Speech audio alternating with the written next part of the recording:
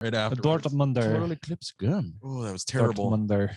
All right, gentlemen, let me send you the notes. What's notes? There's not much to talk about, but hey guys, we're back. We back in business. I'm probably the most not Jesse, but unprepared. I got all my shit here, man. On these shows. Who's the skank? Actually mousing in there. Mousing, just mousing. All right, let's do this. Let me get this going. Intro. Good evening, everyone. I'd like traffic activists. Run the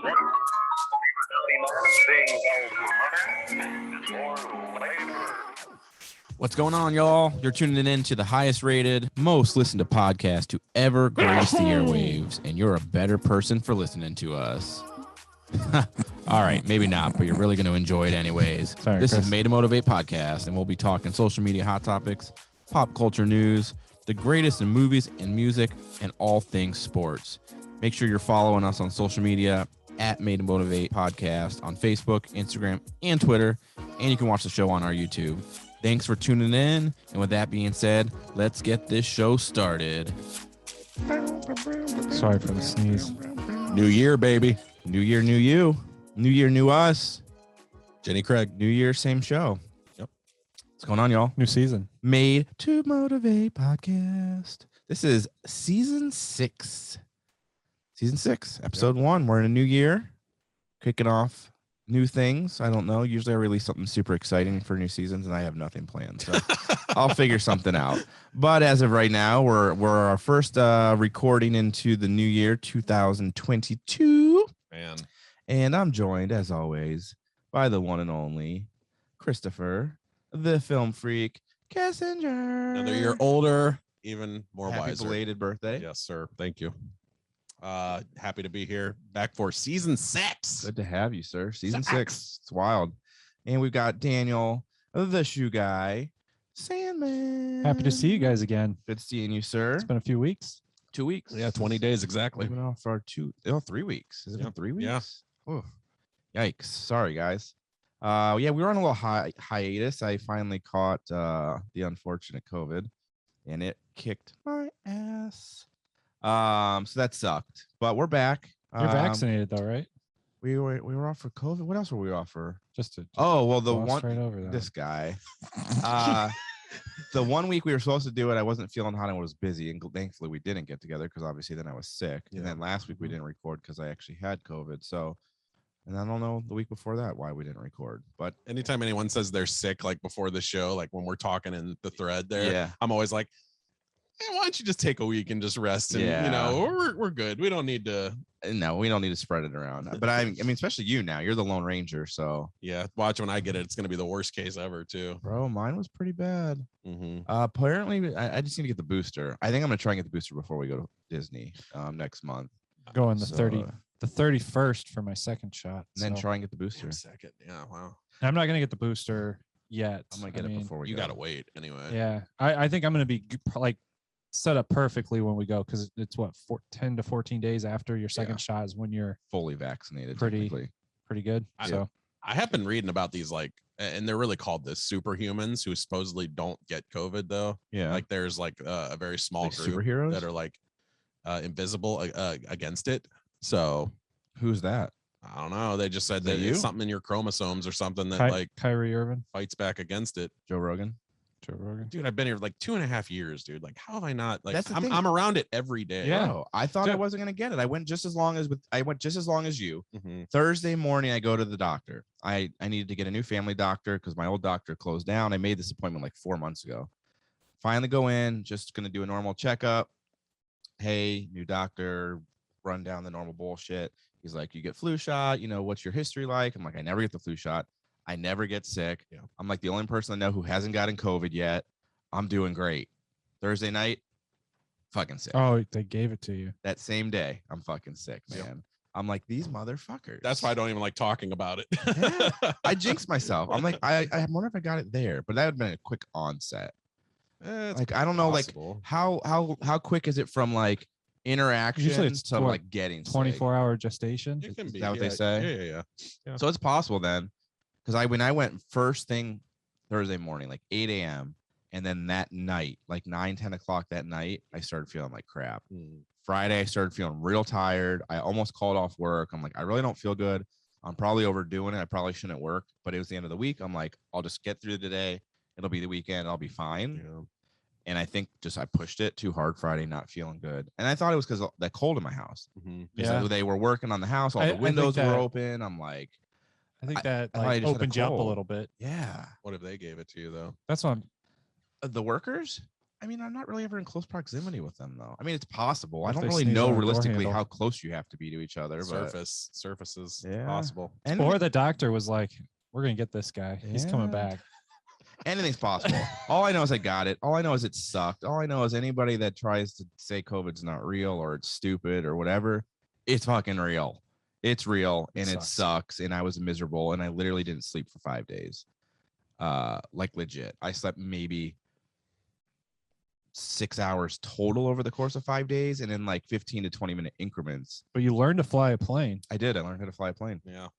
I flew a couple planes. I flew over my house, flew over Disney World. Stay the fuck away from my house. I flew over your house, took No. a shit on, and Stay the I fuck away. emptied I emptied the toilet out on your road.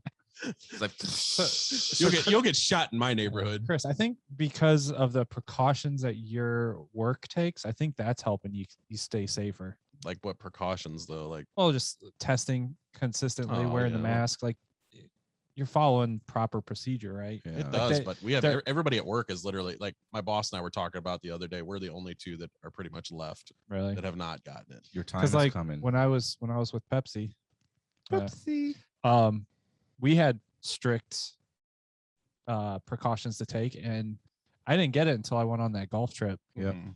and opened myself up because I was, lackadaisical. I in got my kind of lax preparation. I wasn't wearing masks out in public anymore. I mean, I was still trying to stay distance, but I wasn't wearing masks in the stores anymore Mm, because things kind of chilled down. And now I'm like, now that I got it, I don't want to get it again. So I'm going to get back to wearing a mask because I'm just not. It sucked. I don't want to get it again. Yeah. I was the one guy at our Knocks you out. birthday dinner last night that like had it and we went into Whitey's. There was maybe 15 other people there, like most of them at the bar, and they just look at you weird. I'm like, I don't give a fuck. I'm wearing this. And then I got to my table, I took it off, but Hey, I'm not fucking that's around. why with I'm this on shit, a man. mask wearing frenzy now. I need a different mask for every day of the week. Yeah. Looks like you got them. I need to have something to wear. So, but anyways, that's my shitty time off. What about you, gents? Anything new and exciting over the last couple weeks? Chris's birthday. Like I was saying, yeah, just my birthday. Went out to eat last night. Yeah. Got a nice little shiner at work yesterday as I was shoveling the massive snowstorm that we had. That's what it was from. Well, yeah. Those Not some little old icicles. lady. Put your eye out. No, I was reaching for one of like those trash tubs. You put in you put trash in. Yeah. And it was coming down off the shelf and it landed right on my eye. I thought I broke my fucking orbital bone. Jeez, bro. It hurt, man. And then I could feel it swelling. I'm like, yeah, my cheek has a heartbeat. That's awesome. Yikes. But other than that, I don't know, man. Just Stay busy movie reviews and yeah. good stuff. We got a couple we'll talk about in Hollywood. Will we? Maybe. Daniel? When's the pool tournament? Yeah, we had to reschedule that COVID. because so it's gonna be March now. In March? So Marchy March. yep, we're gonna start planning it in late February, hopefully, and we'll go from there. Bummer. Daniel, Yes, sir. the Sandman. What's going What's on? new? What's hot? What's happening? What's The going on haps. in the world of the shoes? I don't. What's the happy hap?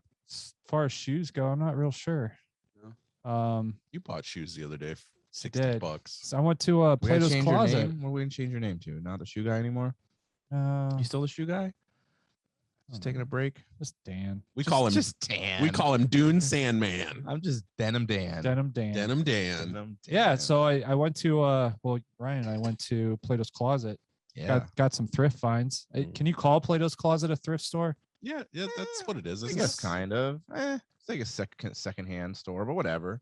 But bought a pair of Jordan 10 were they cements Yeah. for $60. It's Wow. a steal. They're going brand new for like 400 right now. Yeah, no shit. So I got them used for $60. Clean them up. I'm gonna try to flip them. They're not my cup of tea. Yeah. But I've been watching YouTube of this guy took $20, Seth Fowler, and it's converting it, like building up into a shoe big time shoe collection. His Mhm. goal is to get a pair of those Air Mags from those $20, just Oh, wow. buying and selling and trading up to this the Nike Air Mags, which is like a $20,000 shoe. Ooh. So Wild. I'm watching him going into Plato's Closet and kind of get some inspiration from that, and found these cements. I thought it was a good deal. They're pretty clean. Luck of the Took them draw, home, man. washed them up. They're pretty good, nice and sanitized. Mm-hmm. Picked up a denim jacket and a hoodie, like a sweatshirt. Tried my hand at sewing. Picked up a sewing machine a couple days ago. Ripped the sleeves off the denim jacket and sewed on the sweatshirt ones, and turned out pretty damn good. And Denim Dan was born. Denim Dan. That's where we are now. New hobby. Starting to put together a desk for the sewing machine. Me and Dan had a little sewing party. We had a wild Saturday night. Just a couple guys sewing in the kitchen. It's just exciting. Some exciting Dude, stuff. the last man. time, wow. Last time I used a sewing machine, I think was in 8th grade, 7th grade. I used to get shit for it all the time. When me and Ashley first started dating, I used to sew all the time. I'd make clothes. I used to make purses. I used to sell like crazy. And that's how Rock Everywhere started. Rock Everywhere started as me doing, when I worked at Hot Topic, I'd buy the clearance band t-shirts for like 50 cents. Yeah. And then I would cut them up and I'd turn them into purses and I'd sell them. And they actually flew me out to their headquarters in Los Angeles to talk to them about doing a deal with them. Ooh, Hot Topic? Yeah. Wow. But I would have had to, the minimum was like 12,000 pieces. And I was like, I can't. One-man show. Can I do this myself in my fucking mom's like garage? Like, I can't do that. I got kids for that. But that's how it started. Nike does it. I used to get shit for it all the time for being a guy that sewed, but I don't care. It made me money and I enjoyed it. And it goes against the norm. It's whatever. I'll be honest with you. I can do this like with a needle. Yeah. I can do that. I can't do like a sewing machine. Yeah. Oh, I was very tense. Dan was tense. Yeah. I was trying to make a mask.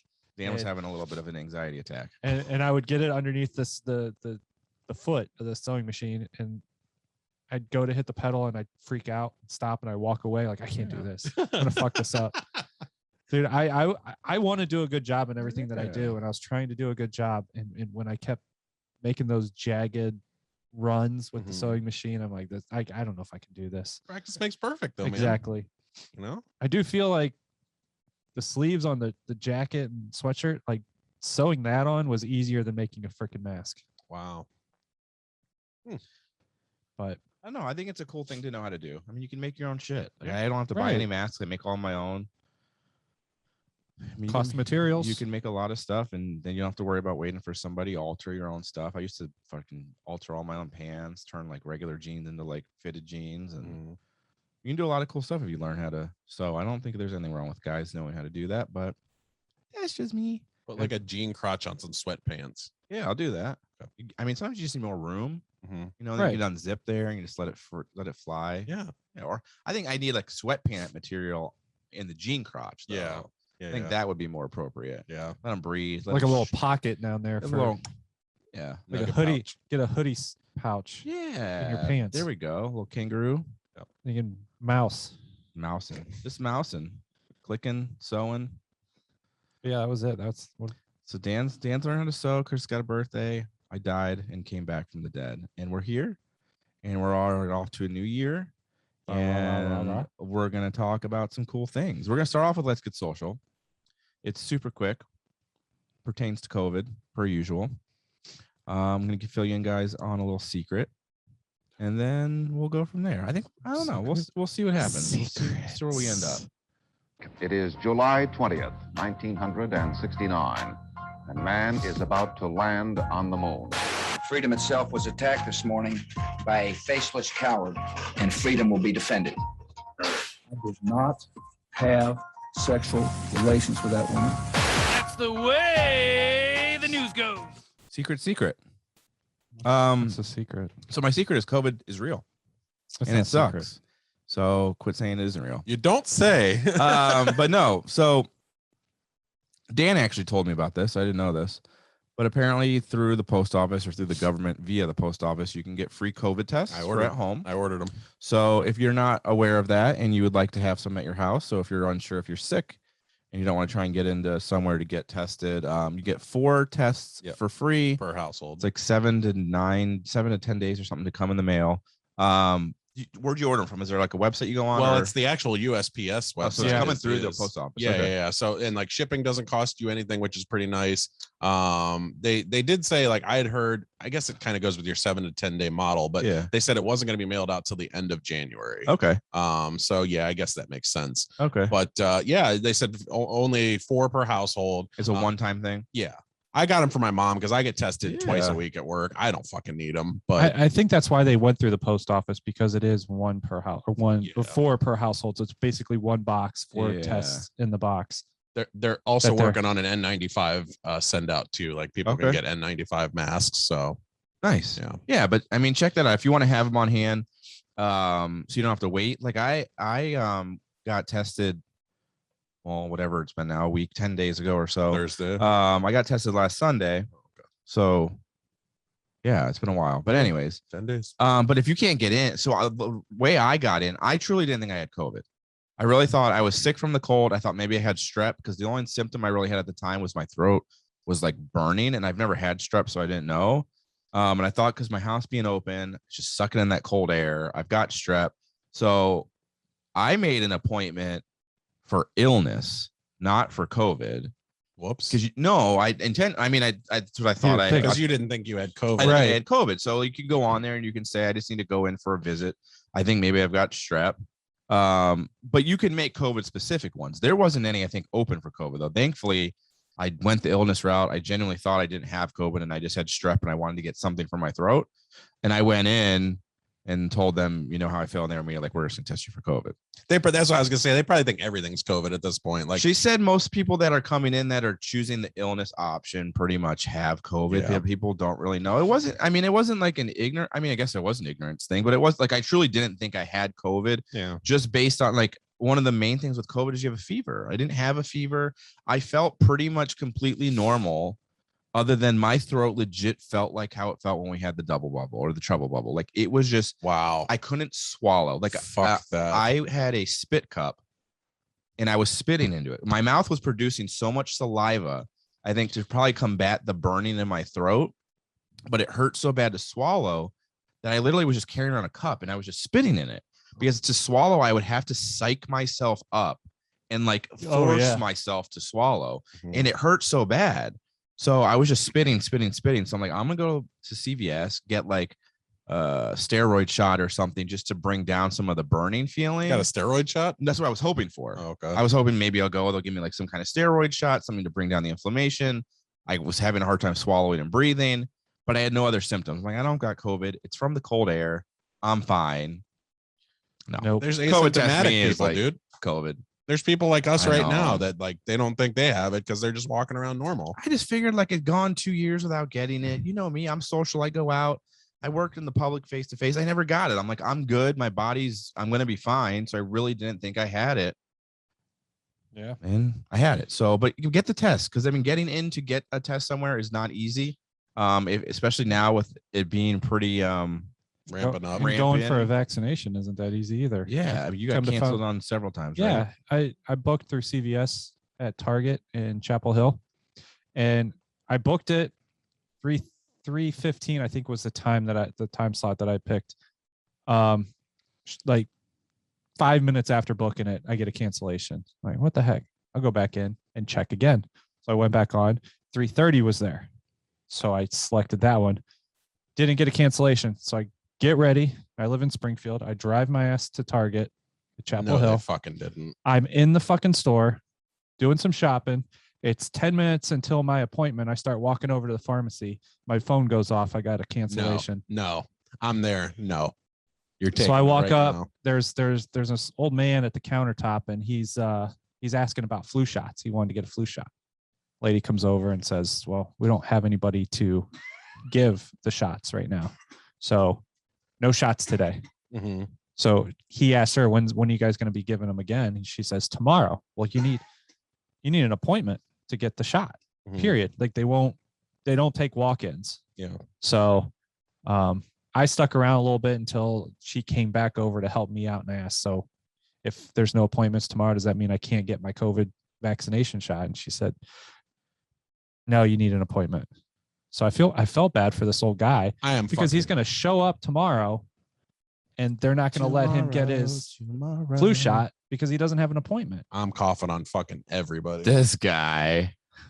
So I'm yeah, like, I got let me in the fucking place. I'm coughing on every single motherfucker. So I got canceled while I'm in the store. So then I went back on and I found on Monday, the following Monday, they had an opening at the CVS that's by my house. Mm-hmm. So I'm like, if they cancel me on this one, I'm not getting the vaccination. Oh shit! 3 strikes, you're out. Go to Walgreens, dude. They got it. Yeah, they're like begging. But I you felt to like take it. crap after that one too. Yeah. For a while there, for a while you could just walk in anywhere and get one. Yeah. It's getting bad again though, and more people I think are just trying to get it. So and the booster, like people getting the boosters are taken into that time slot for the first and second vaccinations too. Yeah. And so then, now you're getting more. Well, and then they started mandating it for the hospitals now too. So like, Children's let 200 plus workers go this week, and man, did they really? I thought they got rid of that mandate. No. For hospitals, that still stands. That's the one thing they can't get rid of. Even Congress said, yeah, hospitals, we kind of need to have that mandate going with that. Here's my thing. Okay. Nike just terminated a bunch of people for not getting their vaccination. Really? Here's my thing. I was on the same ship. I wasn't anti-vaccine, but I was hesitant about getting it. I wasn't there like gung-ho, I want to get the vaccine. I was unsure about it. I questioned it. But you're a healthcare worker. This is like your job. This is what you're supposed to believe in, and this Science, is what you're supposed to medicine. This is what you went into a job for. How are you pushing back on that? Like, that's just weird to me. Like, your whole job is to push medicine and support medicine and want to better people's health. You're sending a wrong message. What are the qualifications? Like, do you have to get like all of the vaccination? Like when the flu shot comes around in the healthcare field, I think you are have you to required? be always up to date on all shots, any kind of thing like that. They had to get the first one by a certain date, and anybody who obviously didn't get that first one by that date, I'm like, well, you're not going to get the second one. You haven't even gotten the first one.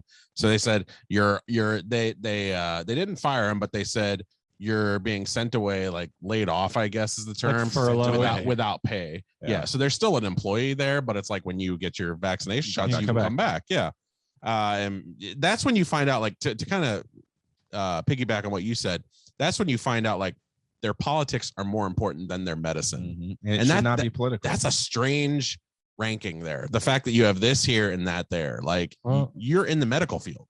Yeah, you got to blame that on the beginning of this whole thing, where it was political. It should have never been political. It was handled very poorly. It was made political when it shouldn't have been. And I think a lot of that was because of who the president was at the time. And I'm not saying his fault. I'm saying the people that were so against him made it political. Mm-hmm. I think that fucked us from the start. Yeah, it was handled very poorly. But again, as nobody a medical wants to reach professional, across the aisle for help, right? Yeah. As a medical professional, though, I mean, it's mind-boggling to me to be that against it to the point you're willing to lose your job over it. I mean, you administer medicine to people all day, every day that have side effects and that can harm people or are going to have long-term things that could happen to them, and you do it every day, no questions asked. Right. And my sister's a nurse. Like, she served 20 years in the Air Force in nursing. Yeah. She's in her own private practice now. And she said the reason they did a lot of that mandating is because the whole medical field would have crashed had they not. Yeah. They said they don't realize that the alternative going into that was that we were literally Mass seconds deaths from shutting the whole thing down. Yeah. And I'm like, man, you don't have hospitals, you don't have, special cares, physicians, all that. This whole country might as well just be burning. Well, think about Canada, the fact that we're coming for you. Yeah. Think about the fact Pretty that they much. were letting healthcare workers come to work if they had no symptoms, even if they were positive. Yeah. Because they're so desperate. They're so desperate for workers. Yep. I mean, when you have the National Guard going into public hospitals to act as medical staff because you're so bad off, that's a problem. 5 days now. I think we're far past the conspiracy of the government trying to force us. Like, people are sick, people are dying. Yeah. It's real. I mean, you don't want to get it. If you can get the vaccine, here's the thing. I know I'm vaccinated and I still got it. So if that's going to be, well, I'm going to get vaccinated. Well, maybe it would have been way worse. I don't really know. but I don't want to Yeah. get it again. And if getting the vaccine could help me prevent it or make it less as bad, I didn't have to go to the hospital, thankfully. I'm glad I got it. I'll definitely get the booster when I can. I'm the same way. Like I was against when I it. had it, I hated it. Like Bro. it sucked. It was awful. Yep. When I got the vaccine, the way I was feeling, like if I didn't have the vaccine, I was going to get sick again. I don't want Yeah. to feel like that again. So, And I think yours was worse. I think I've read that they said that if you get the vaccine after you've already had COVID, it's worse. Like you feel worse after, like your symptoms from the vaccine itself. 2 days, You're I was killing it. down. Because even when you have COVID, like even when you're away from it, you're test negative. Yeah. There's still that little bit that lives on in you. Yeah. I don't know. I don't know what the time frame is in between. I mean, I'm hoping my only thing is we're going to Disney next month, and I'm like, I got it now. And I can't imagine I can get it again within 30 days. So I'm like, I can go without worry. Ashley was like praying that she could get it. She's like, I just want to get it and be done with it. But she took 4 at-home tests, all negative. I'm negative. So Now you want to hear my paranoid theory about everything? paranoia. So the 5-day thing that you kind of touched on a little bit there, as far as how they're sending people back to work. If you don't have any symptoms, you could be positive with COVID and have no symptoms and go back to work in 5 days. Yep. I think the government is secretly hoping that herd immunity will take over long before everybody who doesn't want to get the vaccine. So I think they're secretly saying like, hey, let's see if everybody does get her. It's got to be close now, right? Like there's I'd be so curious many people that have I'd be gotten it curious to know recently. what percentage of the population has had it. Can you do that? I don't know if you can figure that out. I would be curious to know though, like how many people in the country have had it at one point, one way or another. My guess is probably a solid 80%. Yeah. I mean, with Omicron, it seems like everyone's getting it. Like literally now that I've had it. Omicron? Is that what it's called? Omicron. Oh, I don't fucking know. Optimus Prime. That Joe Biden does it too. He says Omicron. I don't know what it is. He's an idiot. He's the president. He doesn't know what to say. Optimicron. Ominon. Literally pretty much every single person in my family's had it. Some have had it more than once. Like it's gonna happen. In the 5-day thing, I think that they went too quick because my employer is 5 calendar days, not even business days, 5 calendar days from the day of your first symptoms. Yeah. And you can go back to work, which means I technically could have went back to work on Wednesday. As long as you're I was at like symptom-free, my right? worst on Wednesday. No, my job is as far as paid time off. So I didn't have to use any of my own sick time or person time or anything for 5 days. Mm-hmm. After that 5 days, if you still don't feel good enough to work, you can come back to work. Yeah, because you're a remote job. I work from home. Yeah. Wednesday was probably one of my worst days. There's absolutely no way I was going back to work Wednesday, Thursday, or Friday. Mm-hmm. I didn't leave my house or start doing anything till Saturday. So over a week later, 5 days is definitely not enough time. I mean, if you're actually sick, like you said, there's people that get it and don't then feel perfectly fine. Mm-hmm. Like if you get it, like I could have used a solid 10 days probably. Like I went back to work on Tuesday, thankfully, because the holiday was Monday. And Tuesday was rough for me. Like it was hard for me to get through that full day of work. So I don't know. I think the 5 days is bullshit. When I had it, I was a solid 10 days. Yeah. Like full symptoms. Yeah. And what's weird about it is you don't have all of the symptoms at once. Like it like slowly like goes through like a wave. Yes. Yep. It's I agree. Some will come and then they'll go away and then they'll really? be back. Yeah. Yep. The only symptom that I had that lasted the entire time was the headache. Yeah. Sore throat wasn't consistent. Yeah. Fever wasn't consistent. Like I would have a fever first thing in the morning. Yeah. My fever was all over. And the then place. nighttime I was okay. And then in the middle of the night I'd have a fever again. It was all over the place. And Talking I'm like migraine headache. the headache. Yeah, dude. Yeah. That's what I thought I had bad. too. Before the strep, I was like, I think I just have a migraine because the sore throat didn't hit till Sunday. Mm. Thursday, Friday, Saturday was cough, itchy throat, and like feeling tired. Then Sunday, sore throat got real bad. I had 103-degree fever, and then it just started getting worse from there. Then I lost my taste and smell, no appetite, didn't eat at all. It sucks. Yeah, it's awful. Chris, you'll be in our thoughts and prayers when you get it. Jesus. Thoughts and prayers. Thanks for the vote of confidence. I mean, just get it and be done with. You know, he's got to move through this. Like you said, herd humanity. Or so I guess I can't be a superhuman, huh? Oh, you could be. Maybe you're a superhuman. You very well could be the superhuman. I mean, you sat across for Jesse all that time and you've been fine. So, well, you know, I always take in a lot of bullshit from Jesse when he's sitting there too, exactly. and I'm fine with that. He's feeding it. He's buffing you up. But anyway, so that's all we really got for Let's Get Social. There's not much new and exciting out there. Other than, oh yeah, my little brother sent me an article, and apparently the Army is going to be shipping their first tanks with lasers.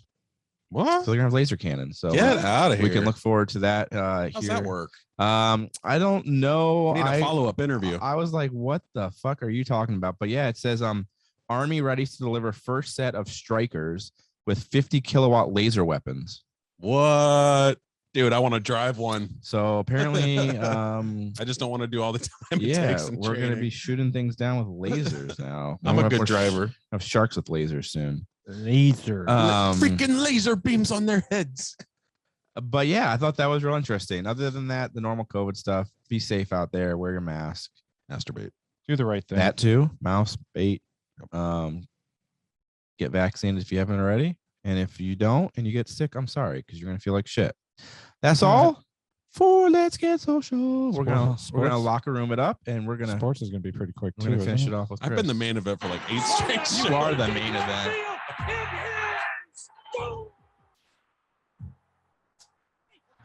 40, run, Williams, run! 20, 15! Iguodala to Curry, back to Iguodala, up for the layup! Oh, blocked by James! LeBron James with the LeBron James! This is Locker Room Talk. Locker Room Talk with Chris. I mean, shit, with all of us, I guess. Yeah. Jesse Young. You know who back it's not here. With? It's Jesse Young. Jesse Young needs to come back. Jesse, we miss We you. miss him. Come back. There's no Browns news to talk about because they don't play this time of I year. know. That's right. We're back. Oh, but with they made the playoffs sports. last year. Always living in the past. That's a Browns fan for you. Hey, we're into round 2, week 2. Yep. I don't know what you call it. Week 2 of the playoffs. Is that what we call it? The divisional round. The Divisional. wild card round is done. Yeah, Okay. wild card, then divisional, then conference. Got it. So we're past wild card round, which unfortunately all of us fell victim to elimination. Jesse didn't make it to the playoffs, so he fell victim early on.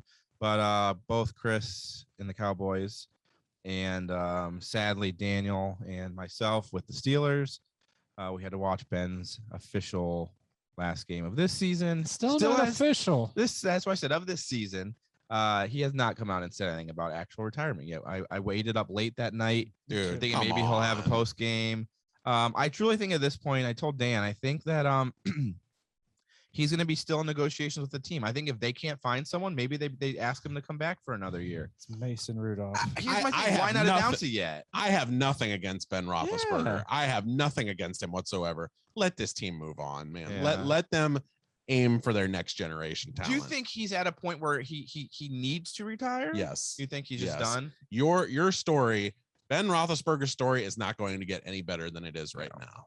Yeah, and the way that game at home against the Browns ended, like that should have been everybody's key. Like, this is it. He walked around the entire stadium, high-fiving all the fans. Like, that was so when do you heartwarming, and that was it. That was the Cal Ripken walking around when he got his streak of consecutive games. 3,167 or something like that. So when do we think he announces officially then? You know, like, I mean, at this point, they're out of the playoffs. Season's officially over.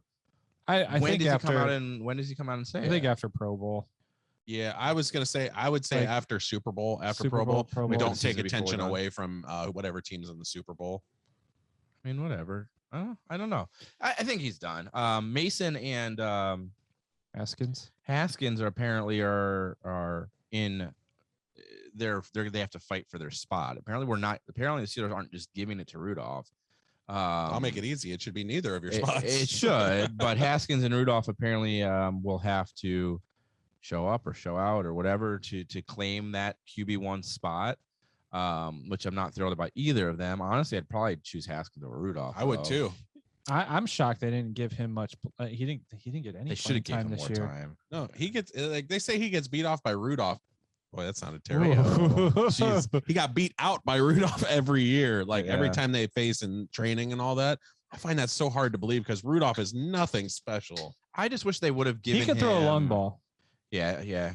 Like He's not awful. He's he's just not Ben, and I just don't like him as a core. I just don't like him. His decision making isn't Yeah. a starting quarterback decision making. I think he's very talent. limited. Yeah. You got to remember, Yeah, he he can- carried us he for a can little throw the while ball. with Ben out. He carried us for half a season when Ben was gone, and we fared decent. Mm, He's not awful. He's just not our quarterback. mhm. This is not who I want to be at the helm of the Steelers. You know. And the thing is, he played during the time of Ben, so he's always in that shadow, that Mhm. immense shadow of Yep. Ben Roethlisberger. I just wish that we would have. I wish they would have given him more time. We knew Ben's time was coming. Mhm. We should have prepared more for it. I agree. So one thing see. that knowing the Steelers, one thing they're not going to do, I don't believe, is they're not going to go for a veteran QB right now, sign a 1-2 year deal. Yeah, you don't think so? We I don't try and think go so. for Rodgers. I think they're going to utilize Haskins or Rudolph and draft. And maybe work one up in the system during that time. Yeah, like kind I of Aaron don't Rodgers think- it where you had 1 or 2 years on the bench. I don't think that that they're going to pull a Deshaun Watson or an Aaron Rodgers. I'd like them to get a veteran in there to kind of work with them though. I don't know. I mean, Who's he going to work with? I don't know. Mason doesn't need worked with. Dwayne Yeah. Haskins doesn't need worked with. Haskins is gone. I mean, I don't know. You still got one of the best coaches in all of the games. So it's like when it comes down to it, you could probably put Tommy Maddox back in there and fucking just win 7 or 8 games, at the end of the season. Take that back. I'm just saying, Mike Tomlin is a guy. Look, I'd trade every single Cowboy right now for Mike Tomlin. You all doubted me. What did I say? 9 wins. 9 wins. I give you your credit. Tomlin was not going down. Hey, I said 10. And I was right though. But I never said Tomlin 9. was not. He's always been the second best coach to me in NFL. Yeah, he's fantastic. Yes. I don't like the Steelers fans that are calling for his neck. Fuck no. If you want to send him to He's Dallas, fantastic. we will be happy to take him. He is. The offense, Matt Canada. I could leave him. Yeah. Goodbye. He could go. There's always work to be done, but I mean, look at Tomlin's record with the Steelers. I mean, the dude. And he's an old school coach. Yep. He's ruthless. Like he will get in your face if he's tough. angry with you. Every team needs that right now. Yep. Yeah, I mean, after that win with the Browns, everyone was talking about how he started dancing in the locker room. They're like, we've never seen that. That video. Like Yeah. he doesn't do that. He is that hardcore in your face bulldog of a coach. Yeah. And everyone was like, what the fuck? Like, Yeah.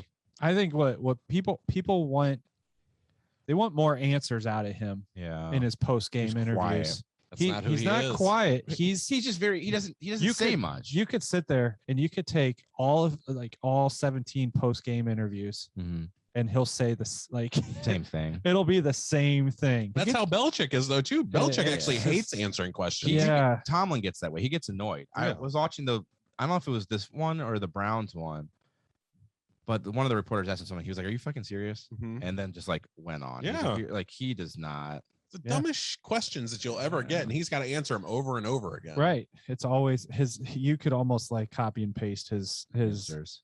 post game press conferences. I think he would if he could. Right, no shit. But yeah, Not enough so execution. um, We weren't the better team out there. Steelers are done. Yep. Browns have been done. We've got Cowboys. Let's see. I said Bills Packers. I think was Yeah. going to be in the Super Bowl. Bills are showing out. Packers obviously are moving on. Patriots got eliminated, or Patriots? Yeah, Patriots got smoked eliminated. by the Bills. Yeah. Who did you guys play? Cowboys lost. Cowboys lost to the Niners. Tonight, the Yep. Niners, which you should not have lost. Yeah. Oh, hey, that's Dallas in I January. know, Chris, I you gotta know. have hope for your team. I don't. Go fuck yourself. Damn. Every single year. I'm tired of hearing it. Every year. Every year. There's always next year, Chris. Ah, There's always next year. fuck them. It's Sun season, baby. They're the best team in the NBA. Yeah. But yeah, so Cowboys unfortunately fell victim to the 49ers. So We didn't lose the night. We lost to ourselves. who do What you What did Dak say? Oh yeah, about the the- fans. About the refs. So Fans post throwing game, stuff at the refs. for people that didn't see the video, the fans in Dallas were throwing stuff, and there's one video of Neville Gallimore getting hit, who's a defensive lineman for the Cowboys. But to clear up misconception, the fans were aiming at the refs. So Dak changes his opinion from you shouldn't be throwing trash at us, and it's unclassy, and all that, to saying like, well, no, now I support it, and it's justified and all that. Yeah, if you threw it at the refs, I support that. What a fucking... Don't throw it at us. Throw it at the Zebras. This is my quarterback, and that dude is talentless, man. Yeah. Fucking what a joke. Seriously, immature. Blaming the refs is so fucking passe and all that shit. You guys lost the game for yourself. 14 fucking flags. Dak Prescott did no better whatsoever. Nobody showed up to play in that game. Micah Parsons was halfway decent. Everybody else was garbage. Dude, the 49ers were getting to him with 4 guys. Oh yeah, like, and they say our line is like this great line still. Like, it's aged, but it's still one of the best lines in football. Bullshit. 49ers they were pressuring. Yeah, they're gonna get smoked by Green Bay this week though. Yeah, it's a given. But who do you guys have going? You still saying Chiefs Packers? Here's the thing, like I'm torn between 2 picks, because at the beginning of the year it was Chiefs and Rams, and then before the playoffs started, I said, oh, it's definitely Chiefs and Packers. So I'm like, I mean, either way right now I look good. Yeah. But I'll go with the Packers pick, Chiefs and Packers. Who are you thinking? I think I had Seattle in it. You did have Seattle originally. Seattle I quickly. Seattle and the Chiefs. I'm pretty sure that was was my pick. I still think the Chiefs, especially if they play like they played against the Steelers. Yeah. Like you could tell they were having fun and everything was working. That offense, that first quarter, they were playing on their heels a little bit. They weren't really pressuring. But once they got the groove, man, no defense was going to stop them. And their D has gotten better since last year when they got humiliated by Brady in the Super Bowl. I mean, I'll say Packers, Chiefs. Chiefs will take it. Mm-hmm. I just don't think you can stop that off. If they continue doing what they did in that game, I think that they. You don't Super think? Bowl I don't think Tampa Bay is going to make it. You don't think Brady has a chance of I'm not saying he doesn't have a chance. I think he has a chance for sure. But Brady Packer showdown. I don't like this. Give it to Rodgers. I don't like this game for Brady. I think this is the team that the Bucs don't want to play, and that's the Rams. Yeah. Like, this is the game for them that they were hoping any opponent would have gotten picked. Mm-hmm. They would have gladly taken on the Niners or the Cowboys or anybody else. The Rams have an offense that will get in your face, and they're nasty. This is where you're going to see that test. I think if Brady can somehow find a way past the Rams, it might be trouble for Aaron Rodgers in the NFC Championship. We'll get that rematch again, but I think Aaron Rodgers wants it all this year, and he's not going to be denied. Yeah, I had Bills Bucks, but I'm torn. Yeah, I'm torn between Bucks Packers. I think that's going to be a really hard matchup. Yeah, I mean, my thing is, don't ever count Brady out. He always figures it out. But then, to your point as well, I think Rodgers really wants it. He's nearing the end of his career. Yeah, get that ring. Who knows what the future holds for him after this season? So right, it's contract year, right? I'm going Bills, but I don't know. I don't. You think you hope he retires? I hope he does. Even if that means giving him one more ring, give him the ring and fucking let him retire. I'm fine with that. If he doesn't play next year, I'm happy with I'm that. so confused with his stance in Green Bay right now. He's weird, bro. It's hot and cold. It's hot and cold. Yeah, he's a fucking head case. So where's it going to end at the end of this year? Is it going to be cold? And then, I don't think he ends depends back. what they do. I don't think he ends back up he moves there. on, or is he staying? If he stays, he's out. If he stays, I don't think he stays there. But he could be done. He might get the bowl and then be gone. If they lose, he's out. Yeah, I think if he wins, you think he possibly stays? I think he's either going to retire or he stays if they win it all. Yeah.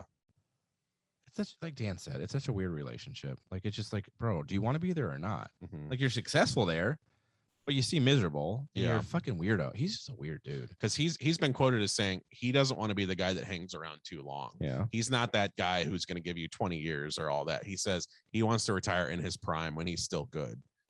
That doesn't make sense. He's winning an MVP season this year. I He's know. definitely going to take the MVP. I called that. Did I call that? You did call that. Yes. Back to back. He is going to win it this year. No question. We'll see if he has a Super Bowl trophy on top of it. I think he will. Dan doesn't. I don't think so. I think Mahomes and the Chiefs. Mahomes. I give you that because I've been the Chiefs lover since week 4. I've said they're still in this thing even when they were 1-3. But the Packers, to me, I know how football works. The Cowboys get their asses kicked, and one of my least favorite teams, Green Bay, wins it all. I know how it works. I've seen this fucking movie. Win a Super Bowl?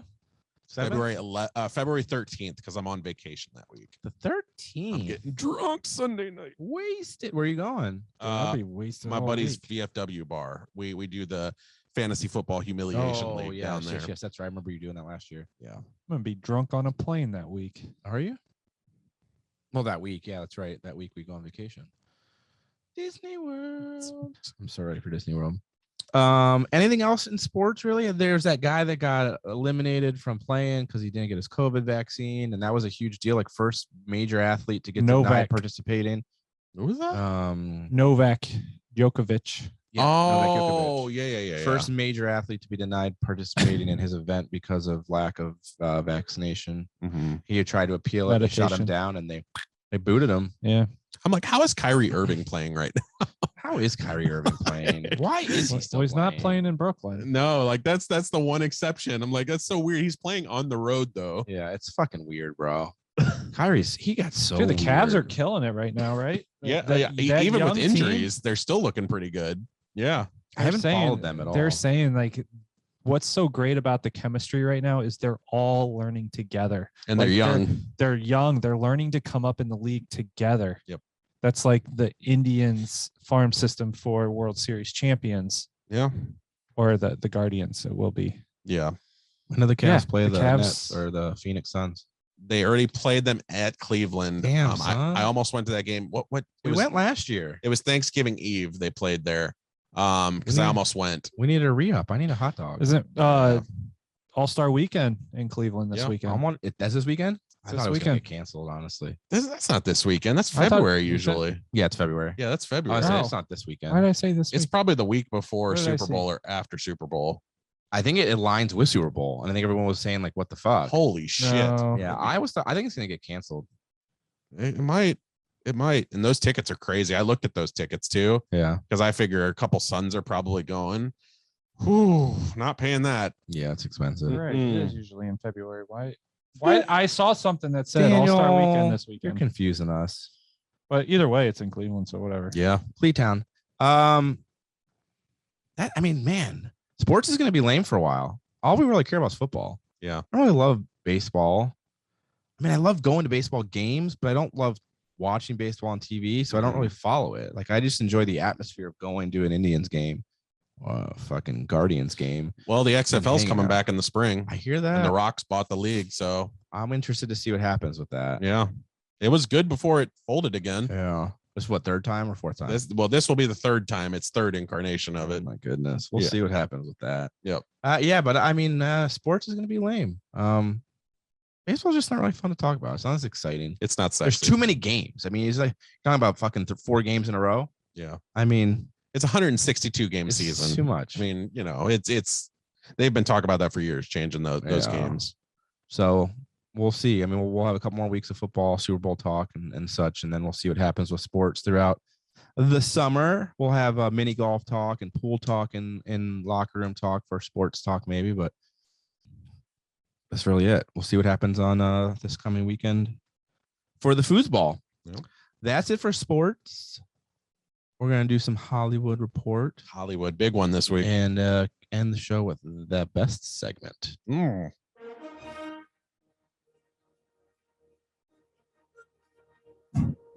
My God! Okay, it's happening. Everybody stay calm. What's the procedure, everyone? What's the procedure? Stay calm! Wait. Everybody calm down! To Steve, assemble! Christopher, the Film Freak Kessinger. What's going on in the wide world of Hollywood? The time-honored slogan when it comes to deaths and passing has always been deaths happen in 3. Yep. And when it comes to Hollywood, the landscape this past month has been a brutal one. We of course start off with Betty White, who at 99 years old passed away on New Year's Eve. She was 17 days shy of her 100th birthday. I personally think Regal Cinemas jinxed her by airing a special and showing trailers throughout the last month showing that, we're going to have a 100th birthday celebration. It's going to be great. We, made a documentary for all these guests that she's starred in movies and shows with that are going to come and be interviewed. I think they fucking jinxed her, man. Do you think she was at the pearly gates just yeah. No, so close too, man. But my buddy had a theory on the whole thing too. Like, so she's 99 years old and she's lived through so many leap years that technically she did live to her 100th birthday. So, sure. I mean, you can look at it that way. One cool thing that I think came out of her passing was the Betty White challenge that is currently trending on TikTok. I've not seen that. Yeah. So basically what it is Betty White had her own charity foundation when it came to the Humane Society and dogs and animals and all that. So the Betty White challenge is that you give a can of food in her honor. And it's kind of cool because Betty White is one of those celebrities where she's everywhere, dude. Like everybody's posting about this woman. I mean, you know, for a woman who's 99 years old, she had generational appeal throughout all of the different generations. And so I think, you know, they're taking advantage of that, and it's for a good cause. I think it's awesome. You know, it's very inspirational. And since that is what we're about here at Made to Motivate, you know, Hey-o. I feel like it definitely deserves Betty White mention. challenge? Yeah, the Betty White Betty White challenge. challenge. Check it out. Donate to any animal charity and give back. Yeah, in her honor. The second death was Sidney Poitier, who is a critically acclaimed actor and director, Black actor and director. Passed away on January 6th at the age of 94 from heart failure. Some of his notable credits were In the Heat of the Night, Guess Who's Coming to Dinner. He was also the first Black Oscar winner in 1963 for Lilies of the Field. So Sidney Poitier, definitely a big casting figure when it comes to the Hollywood landscape, and one that will be missed for sure. A lot of people were talking about his passing too when he went. And then the third passing is one of TV's greatest father figures, and that is Bob Saget, who at the age of 65 passed away on January 9th. Cause is still unknown. They are currently running the body tests and trying to see what happened. They don't suspect foul play, despite the fact that he passed in a hotel room after the night of a show he gave, and I believe it was Orlando, Florida. Bob Saget. But yeah, I wanted to talk about some of these guys, particularly Bob Saget. I'm not a big Full House fan, but his career was kind of given a second shot of adrenaline with the stand-up circuit. To anybody who's seen Bob Saget do stand-up comedy, the man is surprisingly raunchier than you think he would be. I mean, for a TV dad, this got in kind of that name for himself, though, kind of a raunchy old guy. Very dirty, very dirty. And I loved the Bob Saget roast on Comedy Central was always one of my favorite ones. You know, I look at like Sidney Poitier, who obviously I named In the Heat of the Night. A great actor, not just a great Black actor, a great actor, period. And I feel like he's gotten his credit, his influence when it comes to Black acting, and just the measurement that it has taken over the last 50 years. You know, considering Hollywood was afraid to put Black actors and actresses in movies during his time. He had a big hand in it, and I give him his credit. An Oscar winner in the 60s? Yeah, 1963. First pretty, Black. Pretty solid. Yeah. Yeah, it's a big one, especially great leap. When you look at it now, and we had who is it from Judas and the Black Messiah who took the Oscar last year? Yeah. I'm trying to think of his name, and I'm drawing a blank right now. Not Lakeith Stanfield, but my other boy. I can't think of the name, but yeah, I'm really drawing a blank. But the lead who played Fred Hampton, you know, he took the Oscar this year, and there would be no him if it wasn't for Sidney Poitier. So I definitely think he deserves his credit. Betty White, obviously, we know the influence she's had. I was a big Mama's Family fan growing up. I used to watch it at my grandma's house all the time, and you know, I know her, like her career received a second shot of adrenaline as well when it came to like The Proposal and other Hollywood movies that she was in over the last decade. So yeah, obviously those three souls will be missed, and it's been a rough start to 2022, man, for sure. I know a lot of people, they kind of aim right for the negative when it comes to passings like that. Deaths are a thing. It's an inevitability. It's going to happen. You can't blame the year for that, but it certainly does kind of get us off to a it's rough start. It's just funny. You hear everybody talking about like, just keep Betty White safe. Like that was like a meme going on. Like, just don't take Betty from us. And on New Year's Eve, nonetheless. I know. We all spent New Year's Eve together. Like we were hanging out. And we watched the ball drop, played some games and all that.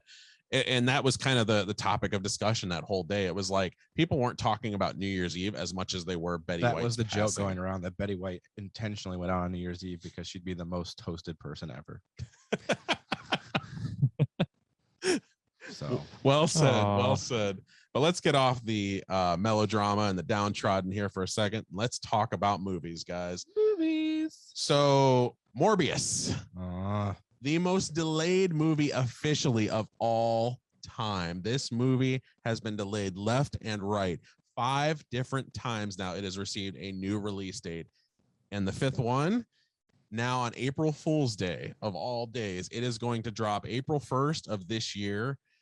Guys, at this point, if you were excited for Morbius, I personally was not. I don't think it looked good to begin with. If you were excited, are you excited anymore after all of this? I've been excited for it. I Okay. think I'm one of the few people that is really looking forward to seeing it. Mm-hmm. My only concern when they delay it this many times is just you build up so much anticipation for it. Yeah. I'm still excited to see the movie, but I'm like, if they're willing to need to keep delaying it that much, I'm like, is it that good of a movie? Let's just release it and it should do fine, you know. So I just want it to come out already. I think that we've proven people are still going to the movies. Yeah. Just fucking release the movie at this point, you know. Like I just want to fucking see it. So I'm excited to see it regardless, but I'm frustrated and annoyed with the continuous delays. I feel like we're past that. Mhm. We shouldn't need to be doing that anymore. No, and their sole intention, Sony's intention, was that, you know, the Omicron variant. But the thing is, movies are doing good. We've proven that with Spider-Man. If your movie is that good, it's going to make the money that it deserves. Yeah. Scream even did pretty damn good for Scream- when it released. Yeah, Scream knocked off Spidey. Well, obviously, we'll talk about that in a little So bit. I mean, come on, just put the movies out when they're scheduled to come out. Yeah. And we're past the delay 3-4 times at this point. Yeah, it pisses people off. Yeah. In other news, my boy Daniel Radcliffe, or your boy from the Harry Potter world, Interesting. This that's- is interesting. has been tapped to play a musician in a biopic. The musician, Just beat it. Weird Al Yankovic. In the it. Weird Al story, a Roku original biopic from the Funny or Die guys, oddly enough. So obviously with Weird Al, you expect that this is going to be a comedy above all else. But Daniel Radcliffe, I mean, in visual and emotional, do you think this is good casting? Well, watching the first 2 Harry Potters, Dan, don't even start. Don't Uh-oh. even start. What's that mean? I think it's going to be a failure. Yeah. I No, think it's an I awful, just- I think it's an awful I think casting. I don't it's a think it's a bad good one. casting. And I like Daniel Radcliffe. Me I think too. as an actor, especially as a character actor, I feel like he's one of the most invested actors that you can have in this world. Like, I think if you want your film to have credibility, that's the way to go. You know who I want to see play him is Paul Rudd. Paul Rudd play Weird Al Yankovic. I could see that more than this. I agree. I would like to see Paul Rudd play him. Yeah. I don't think Daniel fits that bill. That personality is not a Daniel Radcliffe. well, He's a isn't- great actor, but he's What's more that- dark, what's that serious, show? mellow. Like What's that show? Isn't it him that's in that show on like Comedy Central? what's that? I Uh, don't watch any Comedy Central. is that Drunk Histories or whatever? No, it's like an afterlife type. I can't remember what it's called. I'm pretty sure it's I him. think I know what you're talking about. I don't- didn't think it was Comedy Central though. Is this Weird Al just going to be like a biography? It's a biopic. Yeah, Yeah. they haven't released a lot of details right now. They're saying production will kick off in LA early next month. But from the Funny or Die guys, I mean, I don't know, man. That's website material. They've never ventured into the movie world. For my money, I love Daniel Radcliffe, It's and going to be a fail. I'll check it out, obviously, but like I don't have a lot of confidence in this I'm one. saying you give it a 5. Give it a 5. Okay, mediocre, middle of the road. I huh? don't think it's going to be very good. All right. I don't honestly, even with a different person cast, I don't think it's the right people putting this together. I don't see it doing well. I think with Paul Rudd, it could work. Like I you think said. Paul Rudd would be cool. I think that's great casting. Yeah, it's, to me, like honestly, and this sounds like I'm pitting it on Daniel Radcliffe, but I'm not. To me, He's a great actor. you I just need don't a think he's the right comedian role. in that role. Like you need somebody that brings out the zaniness of Weird Al. Maybe it's the Heath Ledger thing where like Daniel will show a new side of himself and we'll go, wow, that guy should be in more comedies. But I've seen him in comedies. That What If movie was awful. I'm not sold. I'm not sold on it. It's not him. It's the other Daniel Radcliffe lookalike. Oh, Elijah Wood. Yes. Is that it? Elijah Wood is in the other one. Wow. Yeah, I'm not. I like him as an actor. I don't think this is the role for him. I'm really interested in why they chose to cast him as this character. Yeah, I don't know, man. I don't know. I heard the news and I thought it was a joke. I saw it and I was like, It had to be fake. right. But then Collider has confirmed it today. Yikes. So Yikes. And when's this supposedly supposed to come out? there's no release date as of right now, but like I said, production starts early next month. So you could probably look for a window of somewhere Like either spring or something, maybe. I would say probably spring of next year seems Yeah. more realistic. Yeah. So yeah, that's news for Daniel Radcliffe. Other movie news this week. Pixar has decided to take a third straight film of theirs and gear it right toward a Disney Plus release. This comes on the heels of Soul and Luca, last year's Luca, obviously. Now with Turning Red, the newest animated feature from them that is supposed to drop on March 11th. So the good news about this is that the release date has been kept. But the bad news is you won't get to see it in the theaters as it is Disney Plus exclusive. So yeah, $30 one or just an actual release? I would imagine it is a $30 one, yes, because that's kind of been their track record as of late. No thanks. So seeing the trailer for this, honestly, I like the animation for it. It looks funny. It looks like that Pixar kind of style and signature and all that. To me, using InSync though is a little outdated for its time. It feels very timely. And this isn't a timely picture. It's a film that takes place in current day. So I don't know if using bye is it's going to be me. It's gonna be May. Yeah, is the way to do it. It's not even releasing in May. Are they going to release it in May? No, it's March 11th. Well, that's a fail on their part. But everybody loves red pandas. Yeah, it's like true. when you go to the zoo, Yeah. you want to see the red pandas. So And this one's got magic to it. yeah, So it's a really big red panda from what I saw. yeah. It's just As long as it's not a big red dog. Clifford. Ryan's favorite movie. He didn't even see it. Never will. This to me He hasn't seen Spider-Man either. No. The sad thing to this is you're capping a money intake for all of these artists who gave to like Soul and they gave to Luca. You know, Soul and Luca, both solid movies in their own right. But these artists aren't, getting the full paycheck that they should. And I think that's kind of the tragedy here. I don't support this move from Pixar. I think it should have been in theaters. I do too. Look at what the kids movies are doing. Well, yeah, and that's what I was going to say. The kids movies, if you have a kids movie, you should be printing money because you have always 2 tickets usually for every family, plus the adult tickets because they have to fucking go and take them And the anyway. popcorn and candy and all that stuff. You have a license to print money.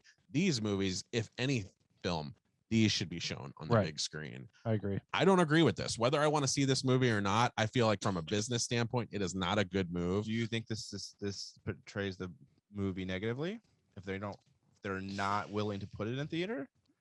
I mean, what do you think that says about the film at that point? Because Disney really hasn't done that. All of them have been usually both. Fuck Widow. Well, it was both. My opinion is that they want this channel to succeed more than anything. Because obviously if you look at Soul and Luca, that's not the case. Those are solid animated movies. And to me, like that, to just drop them on that streaming platform, you want to sell more subscriptions more than anything. I think that's the key investment here. And whether that is or not, I want to know how many people are signing up for a new Disney Plus and at then this point, then paying the the 30 to watch the movie. I mean, are they really getting that many new people at? I guess, but we've talked about this before. If you're a family, it makes sense. Right. If you're a family of 4, you go, okay, we can spend $30 here, or we can spend $60 at the theater. Well, and if you have kids and you're choosing which streaming service to have, you're probably picking Disney. Yeah. I mean, if you're like on a budget where you can only afford 1 streaming service, maybe 2, Disney's at the top of your list. I agree. So I'm thinking at this point, I mean, you already have the people that are going to get it. Like, I wonder how many new signups they're really getting when they do these like exclusive releases, Yeah. Well, I know a lot of people that have canceled their Disney Plus subscription because they like those main show attractions aren't like consistently coming out. It's they don't months in between. add new stuff enough. Yeah. So like to me, I've had Disney Plus since it launched. Me too. And I don't plan on getting rid of it ever because there's always something on that streaming service that I will find to watch. It's definitely my least watch streaming. It's my service. most. Probably. I've had it from when it first came out, from day one. But I don't see myself going to Disney Plus for my everyday watches. Like if I'm just like, I need to turn something on today to watch while I'm working or whatever, it's not normally my go-to. But I watch it for those specific things that I want to see. You know, I love the behind the scenes, like the behind the rides and the Jeff Goldblum show and you know, the Mandalorian, those that are specific that you have to have it. That's what keeps me. But that's not really my like daily. I've seen all those movies so much. I don't see myself going to it as my daily. I go to them often. Yeah. Like the Marvel, like Black Panther and Avengers. Like if I want to, now this might sound bad, but if I want to fall asleep because I've seen it so much, I turn on those. Comfort watch. Yeah. Sign up, folks. Yeah. Sign up for Disney Plus. It's a great sleeping platform. But I watched Encanto the other day. Do it. We don't talk about Bruno. Don't talk about Bruno. I loved it. I thought it was good. Yeah, I liked it too. And it was actually my second favorite animated film of the year, I think. I thought it was great. And I'll watch it again. I know I will. Yeah. So, yeah, I think worst advertised movie of the year. Yeah. But was so good, you know.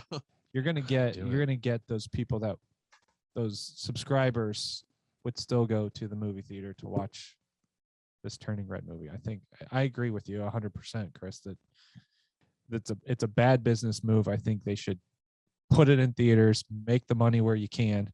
At least do both. $30. I'm not going to pay it. I'm going to wait till it comes out for free on it. I'm not going to pay the $30 to see that movie. Why not do both? Like they have done in the past with certain movies. Like why not? Like we'll offer it at home for $30 for those families that want to save money, but for those single guys, you know, that want to just go to the movie just for the hell of it, well, you can pay $12 or whatever and go see it on the big screen. Cool. I'll probably wait till it comes out of theaters and onto Disney Plus for free anyway. You would, yeah. Me as a critic, I would honestly rather see it on a big screen though. Like I don't want to pay $30. I have no goal. And there's so much detail that goes into those Pixar movies that the XDs, the digital theaters, like you got to see it there. Yeah. Yeah. Because not everybody has a 4K TV to watch that detail. Yeah, I feel like one of the things that doesn't get talked about with animated films enough is the cinematography, and like it's grown and it's enhanced so much since Toy Story landed in 1995, and the things they're doing with animated films these days. The Lightyear trailer looks astonishing. When does that come out? Summer, July. I'm ready for that. Yeah. So like don't do that snub face. I don't like it. This but my point is they're doing great things with animation, and I feel like it does deserve to be seen, especially for the artist's sake. It deserves to be seen on the biggest screen possible. I remember when I was working at Circuit City, dating myself here. Monsters Inc. came out on DVD. 2006, 7. I was gonna say 5 or no, it was before that. Was it? Okay. But the scene we'd always turn on to sell a TV was Sully's Monsters Inc. Yeah, Sully's 2001. The fur, because that's how you sell those plasma TVs, those big screens with the detail, just the way his hair and fur fell and reacted. Character illustrations in the bedroom scene with Mike absolutely Wazowski. Yeah, Billy. Who's it? John Goodman and Billy Crystal. Yep. Whoa, I got to talk about this real quick. It's not Hollywood Report based, but this is wild. Wow. Breeze Airways. I just saw this on my What's feed. that? Breeze Airways is the new airline coming to Akron Canton Airport. Get this. So you can fly from Akron Canton to Tampa starting May 4th. You'll get their nicest fare, which is first class seating, 2 check bags, and a carry-on bag, and a personal item for just $99. Round trip. And look at those seats. Round trip. That's legit. I think so. Trying to put butts in the seats right off the bat. Bro, that looks legit. If it's a new airline. Fuck though.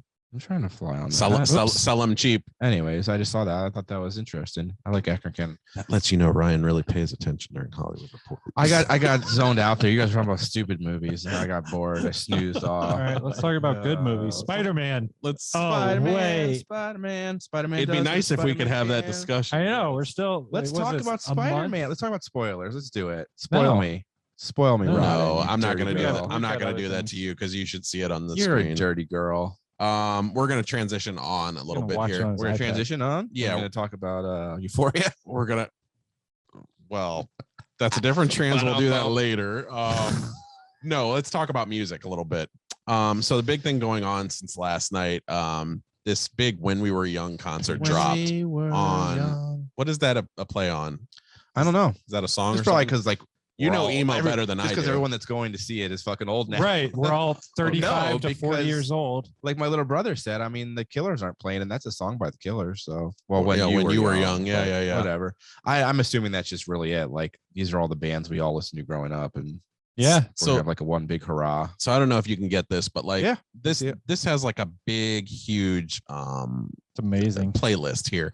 I mean, you're It's talking some of these Jack artists. off material. Avril Lavigne, My Chemical Romance, Paramore, Bring Me the My Horizon, Chem A Day to and Remember. Paramore are the two headliners. Yeah. Yeah. Supposedly taking place Story of the year. in Vegas. $250 tickets. Yep. I think it's worth it for that lineup. Here's the thing though that I found out an hour before we went live here. So there's a big post going on right now on social media that says apparently some of the bands didn't find out they were playing this fest until it was publicly announced. Kind of a Wayne's World 2 kind of thing going on. What? For here. real? Yeah. So they wonder how many bands are actually going to be no-shows when they learn about the Live Nation. This is especially the case when you figure that this is a 12-hour concert and there's only so much space in that. And you look at that lineup right there. That's what I was. That's weird though, because I've seen a lot of the individual bands Mhm. sharing it. Mhm. Like, because that if you go to that Instagram page for them, Yeah. they were posting in their story, Mhm. like resharing all the actual bands that are playing, like sharing, like, hey, we're gonna be here, hey, we're gonna be doing the show. Mhm. So I'm curious what bands that pertains to. Dashboard Confessional was one of them that Okay. had said they had no knowledge of this whatsoever. Like this was a big thing. They thought that it was So just weird. some dream, like some kid putting together his dream concert and all And that. Chris Crowber really didn't know that he got a bad manager. Had no idea. So yeah, it's So does that mean interesting. they're not going then? It doesn't mean that this is not going to happen, but it just seems like they went about the wrong way of getting this together. So how many bands is it total? It's like it's gotta be, look, Oh, it's like 50 God. bands looking at that poster. Yeah, it's So I'm saying there's 3 stages, right? They're saying there's 3 stages. They're gonna be like 20-minute sets for the like smaller bands, and then I'd say probably a 45-minute to an hour set for the headliners. I'll be honest, some of these I've never heard of. Yeah, I know every band on that thing. Kitty should not be on this list. Seosin. Seosin's good. are good. Here's the thing: $250, you get to see like 50 some bands. Mhm. It is a lot for one day, but it's like a Warped Tour.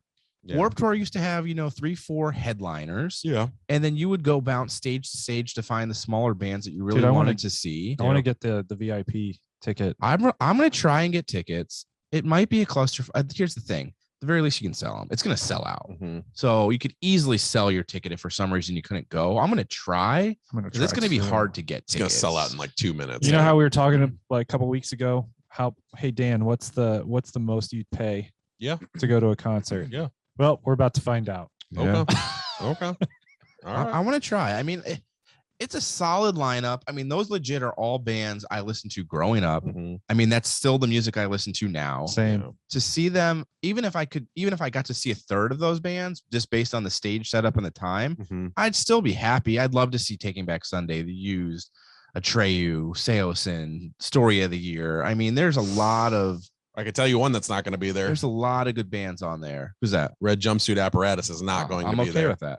Because their singer is Ronnie? Yeah, he's locked up for one thing. Is he? Yeah. Are they on the list? Yeah. They're on there, yeah. I didn't see them on the list. Yeah, They're, they're all on the way left, at the bottom. left-hand side, bottom They left. never really got real big though. They would be one of the smaller sets, if anything. Busted for child porn. Did Ronnie get Yes, he did. recently? Yes. Well, I think we were talking. they're going to be talked about there. They're that. just going to have someone else singing, apparently. Yeah. You know who was not on there who I really wish was Under Oath. I fucking love yeah. Under Oath. Under Oath's a little harder though, don't you think? They still fit within that. They still fit within that genre. There's some bands on there that are a little bit more screamo. There's 2 that I have a problem with. Yeah. What's that? Kitty's a big problem. Yeah. Kitty's a metal band. Yeah, Kitty doesn't belong there. Ice Nine Kills is also a metal band. Yeah, those are both out of place. But Yeah. maybe they didn't know they were playing. Yeah. People are saying this is going to be the next Fire Festival. Like it's going to be another. Like it's just so much going on. If they don't tell them, it's definitely going to be. My whole thing is like my only skepticism is that it came out of nowhere. Mhm. It's like not put the Instagram is a brand new page. It's not by anything we know. No one was talking about it. So I'm a little skeptical. but it's being put on by Live Nation. Yeah. So at least it's a big name who's selling the tickets. Apparently there's no refund policy or anything though. It's unless it's canceled. There's no like COVID, but I mean, I guess if it's canceled for COVID, then Live it's Nation put canceled. on the But Travis Scott Astro World. that's what other people are saying is they're worried about the same people that did Astro World are putting it on. But I hope They make some learn changes from their mistake with all the fallout from especially Astro with World. Live Nation puts on a lot of shows. Like, Security. Live Nation put on Astro World as like the ticket vendor, but how much did they have involvement? Did they have in facilitating the event? I wonder. a lot. Because that seems like a big fuck up for a company like They were the that. ones that were told by the police that were giving CPR Cancel the show. to shut the show down, and they That's not a waited good look. 40 minutes to tell everybody to end the show. That's not a good look. So I hope. I mean, Vegas. I'm sure you've got a lot more first responders Yeah, in enforcement Vegas too. than you would in Houston. Yeah. I'm just Yeah. I've never been to Vegas. Vegas, I mean, you know, Vegas is known for putting on events and shows. That's what they Right. do. So I think the safety is going to be top concern. Yeah. Like it's limited. Once the tickets, like it's not going to be like 50 to 60,000 people going to this. I don't think it's going to be that many. Yeah.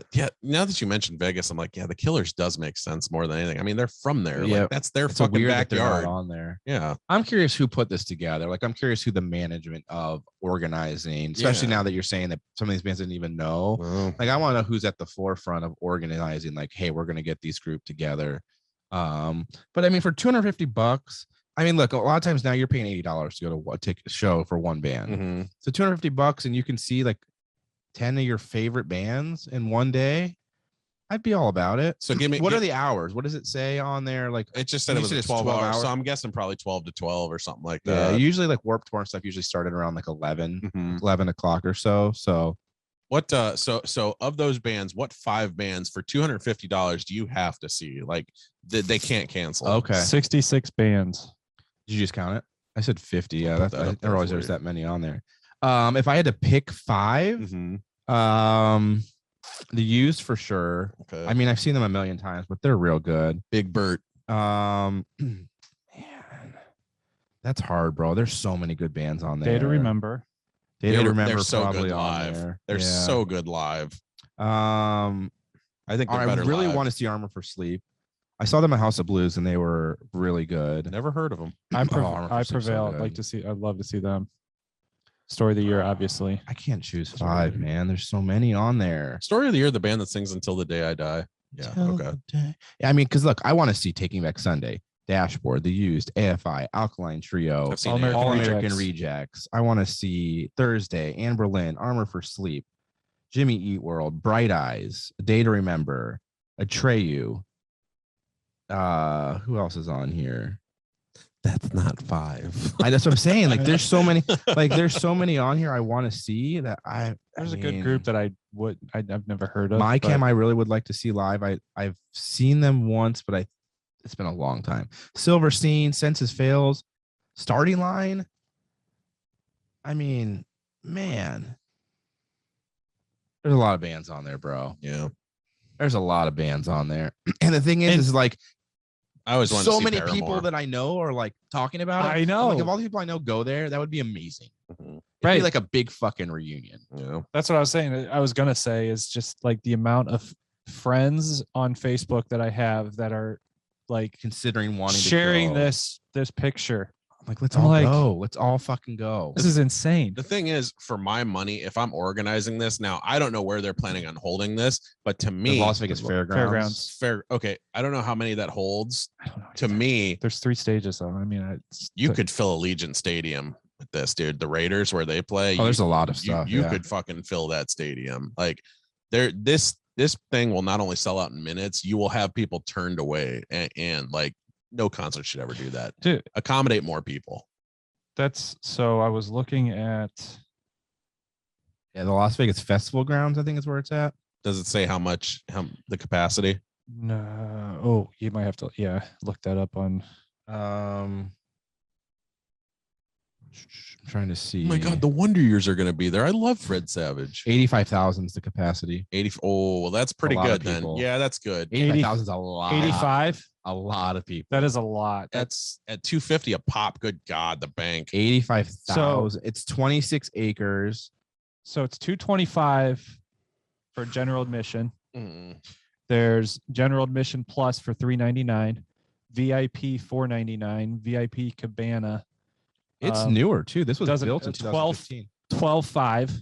$12,500 for the cabana, and then there's a hotel and ticket package for $499. How much for a hotel with Haley Williams? Bro, 85,000 is a lot of people. Yeah. Yeah. So, I mean, they did it right then. That's the way to do it.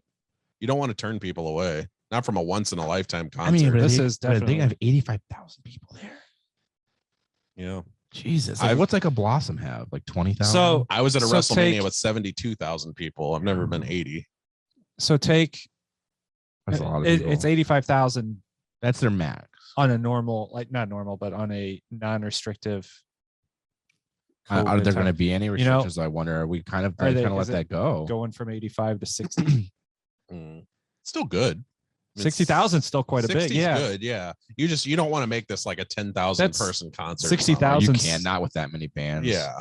60,000 tickets are going to be sold in Northeast Ohio. No shit. Yeah. I mean, That's everybody true. was sharing this last night, dude. Everybody. Yeah, I mean, was. everyone on my Instagram, on my Facebook. I mean, it's just blowing up. Yeah.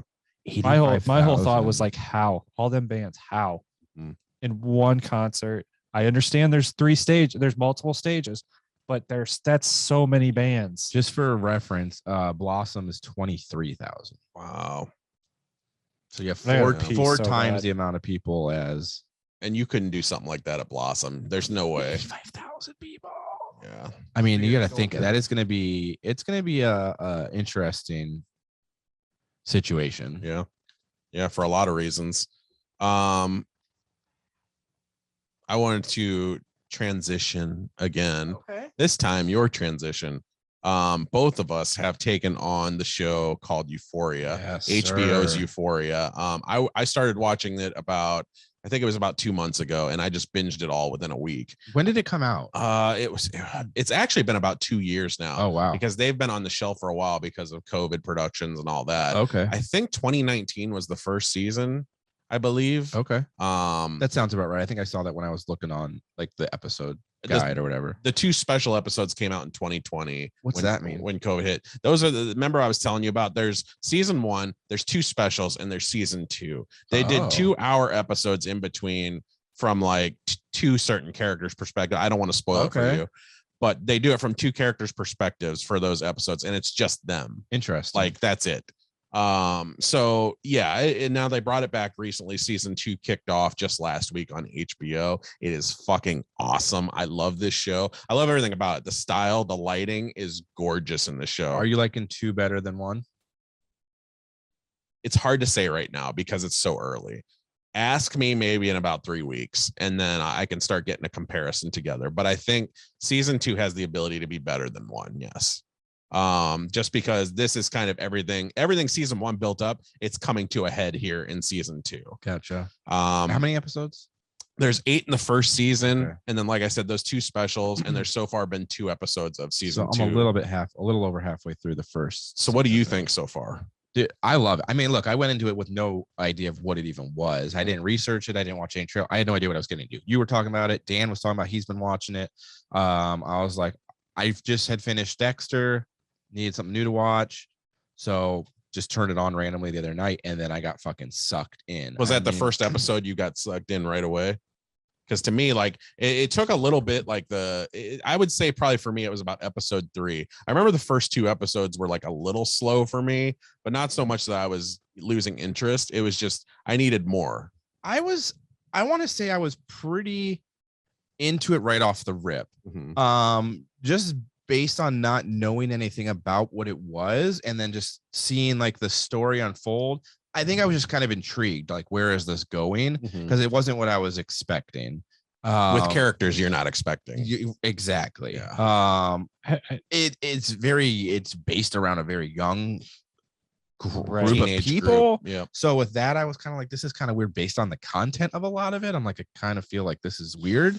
I mean, it's very sexual, a lot of nudity, vulgar I mean, it's just a very dark show. Oh. And then just based on the genre and the age group that it's supposed to take place around, it's like, this is kind of weird. But I got sucked in. I mean, I watched it until 2 a.m. the first night I put it on, and I'm like, this is awful. And then I did the same thing the other night. I'm like, it's one of those things like you get into it. You need to know what's going to happen next. Like, you know, they do a good job with ending it off. Like, all right, I want to know what's coming. The thing I love about that show is like they take each episode to develop a character's backstory. Yes, one specific. They did that with Orange is the New Black too, but I like the way that Euphoria does I love the way Euphoria, because they pick one character in high school, and that's the other thing I love about it is so many kids are going through a lot of what this show is. Very contemporary. Yep. Who's your favorite character so far? Well, you guys have seen it all up to date, or no? I can tell you who my least is.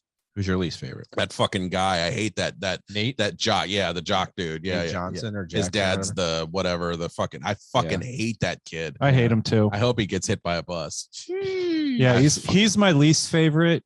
You don't have any sympathy for him just based on like what he's going through and the internal turmoil. Like you kind of feel like people that go through that. I'm just playing. You raise a good point. I'm just playing devil's advocate. You raise a good go point. through that internal turmoil that he's going through. I don't want to spoil the show. That's reflecting on the outside. It's all a facade. I don't think he is who that he portrays himself to be. I think that's all a cover up, and it's a wall that he's built because of everything he's got going on the inside. It doesn't justify it, but it makes me kind of feel for him a little bit. I don't know. I don't like the way he switches so quickly from one version of himself to immediately bipolar jump into the but like you said, this is true to a lot of real life and kids that are in that situation, especially jocks trying to keep up an image.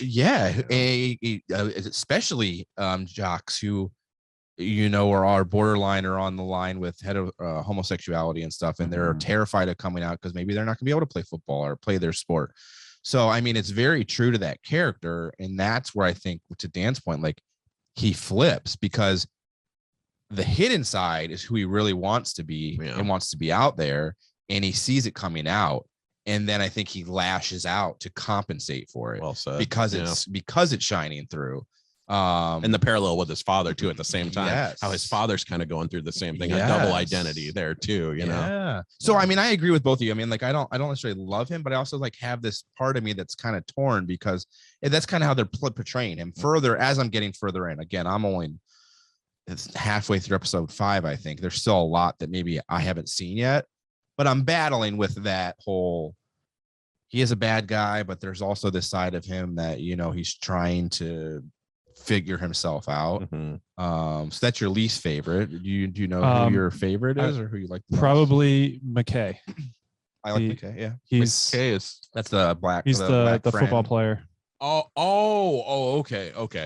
Because I was gonna say I thought it was the guy I was thinking, because he's like the gentleman, like what the girls have been going through. His girlfriend has gone through, where she's been very sexualized in every relationship, and all he cares about is the relationship. Wait, time out. How much have you seen? I've seen the whole first season. Did you see the specials? I didn't see the specials. Why? Chris has got some little nuggets. He's just, you're right to a certain point, but there's something that happens that I'm like, well, yeah. So yeah, that's the downside of it. I know what you're talking about. I mean, it's peer pressure, obviously, but he's taking. I have to be careful because of our friend here. Our friend. Sorry, guys. I don't personally agree. Like, as far as that, is it a moral issue, thing? Yeah. As far as that issue, there's like kind of situations where it's okay. Yeah. And then there's situations where it's not okay. Where it really toes that line. Yeah. And I will say, I think every character in that show has that same Oh, thing, though. God, yeah. But But- you really break it down. I think everyone toes the line of like being on that edge of being a bad guy or being a bad person. It's just the thing is, he's in college Mhm. and she's in high school, and he's got his mental capacity is a little bit higher in what the expectations for him that he has for himself in his life and his career and everything else weighs real heavy on him. But the fact that he was wanting to be in a relationship strictly to be in that relationship, not for a piece of ass. But do you think he sees her as that though? Like, because I mean, she is the easy girl. She is kind of like the reputation. Yeah. Like to me, you think he sees her as the easy way? No, I think he sees her as think like, he really sees her. I care for this girl. I want to, as a person. I agree. It's just hard to, because like that's what she is. Like she's kind of made that reputation for herself as being that sure thing. But he kind of, but you could see he like, I mean, at least for where I'm at so far, he struggled with that because like he wants to genuinely care for her, and I think he truly has feelings for her, but he knows that's the perception, which is why he like was standoffish to Tyler or Nate. Yeah, he goes by both in his little thing, but he dual identity though. That's what plays. He's nervous to come out about truly feeling for her because he knows that that's the card everyone's going to play. Yeah, you're just dating the easy slut. She's a whore. Like she has this bad past, and he's trying to get past that because he truly cares about her, and he doesn't really care about that, you know? Yeah. So I mean, I think that he does really like her. Everyone's so fucked up in the show. Yeah, everything is dude. up. It's like the everyone and everything extremes in the scenarios for each person, like in the quality of life that they're living and stuff. Yeah, it's the extreme. But again, there's people out there that are dealing with this and don't know how to vocalize what they're going through. And I think this show can help a lot. And I love the fact that they advertise the domestic abuse. Say that. Yes. And drugs, like support for somebody that has drug abuse. The numbers issues. at the end of every episode. Yeah, I love that they do that because it brings light to a lot of serious issues that most of these high school kids don't know how to figure out or don't know where to go. And to Ryan's point, he brought up earlier that he goes, you know, we're watching this and it's slightly uncomfortable because it's high school kids that we're basically watching. We're supposed to be watching high school kids. And I think that's what the creators of the show are marketing this towards. It's the fact that a lot of the time, us as adults, we look at these teenagers and we turn a blind eye to it and we go, look, in our eyes, they don't have sex. They don't use those parts. They don't do that. They don't do this. And that's highly irresponsible. Like these things happen and it's about time that we address them. It doesn't mean we have to get lewd and vulgar with it when it comes to their age. It's obviously older actors playing younger characters. But to me, I think it's a very brave and it's a very fearless step that they take and depict this on HBO TV. I think, you know, like as Dan brought up, kids are going to get a lot from this because they're going through a lot of these struggles that they're seeing on TV. And to them, like it'll kind of show them ways of what to do, what not to do, more what not to do a lot of the times with this show. But yeah, I think it's great. I don't think TV like that can be underappreciated. Like its value is immense, not just on an entertaining level. We need more shows that are willing to tackle a lot of that because taboo subjects. It's so relevant, especially right now. I mean, with the online dating and the texting with the people that you don't know, and then the one girl that does the like OnlyFans type things. You know, I was gonna say her. She might have been. She's definitely the best character arc in my opinion. My favorite character is Jules. I like Jules the most so far, but it is very relevant. It tackles a lot of important topics, you know, with homosexuality stuff, drugs, the violence. You got transgender stuff related in the show. I mean, it covers a lot of dark topics that we need to have kids be able to relate to and have expressiveness in. And they do a good job. I think HBO is a great platform to have taken on the show because they're not afraid to be vulgar and be dark and be violent and, you know, show all those things. So I love it, man. I think it's a great show. I think one of the most like the issues between Maddie and Nate that I think needs to be pulled and understood, like those girls that are in those abusive relationships, you need to say something. You need to come out and speak up.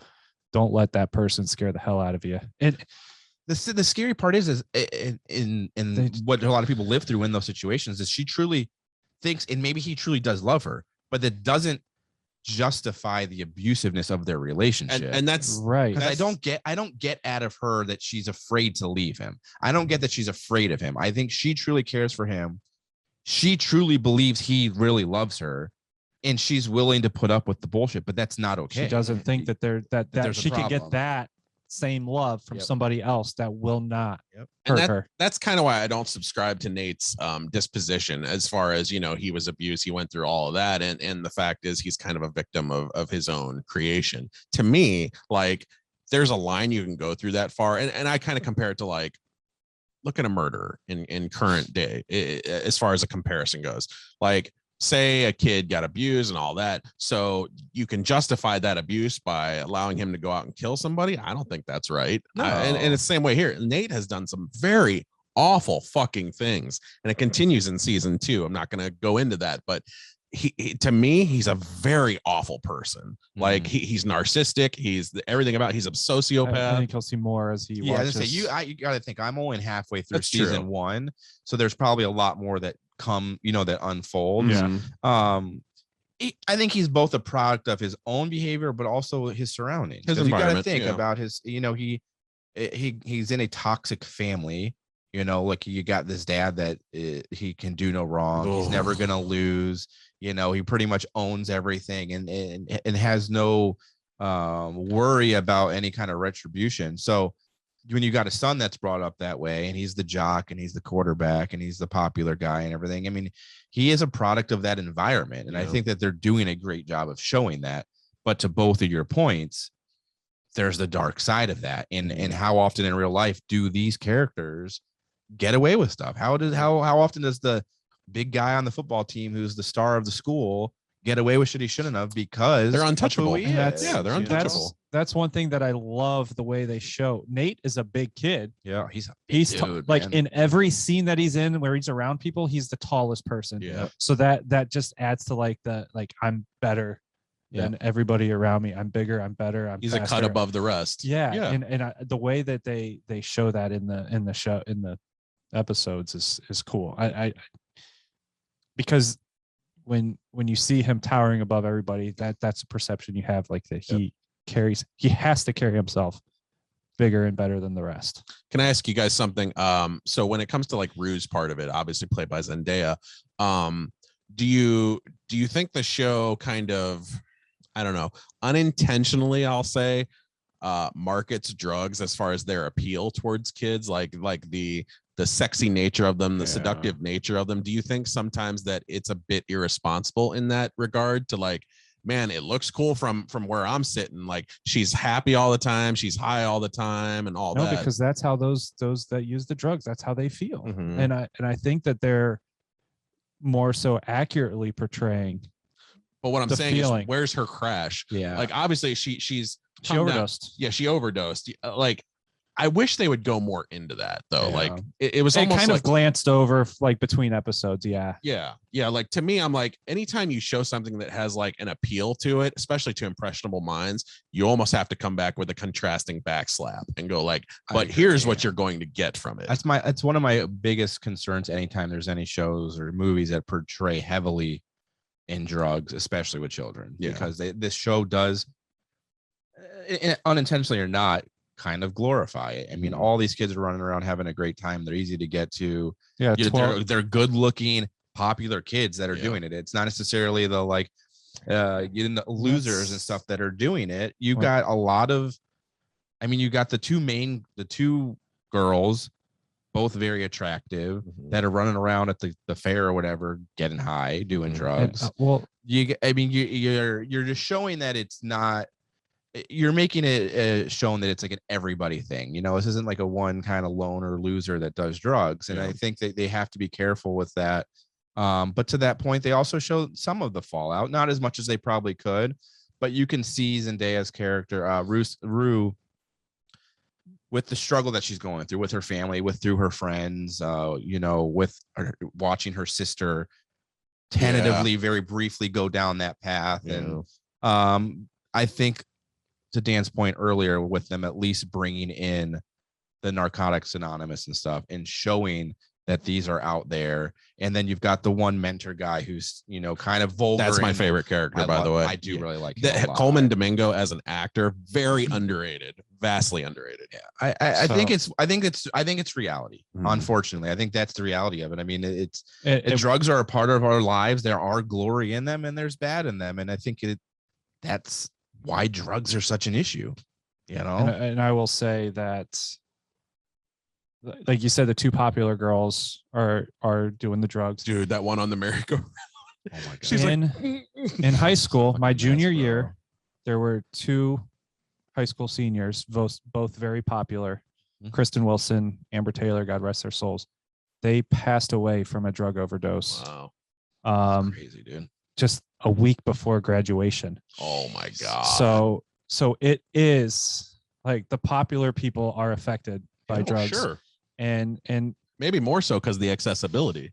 It's not those that are hiding in the corner wearing the trench coats and dark makeup that are using the drugs. It's not. It's the popular ones. And that's what a lot of like people the think, way though. this like it doesn't glorify, but it brings attention to that.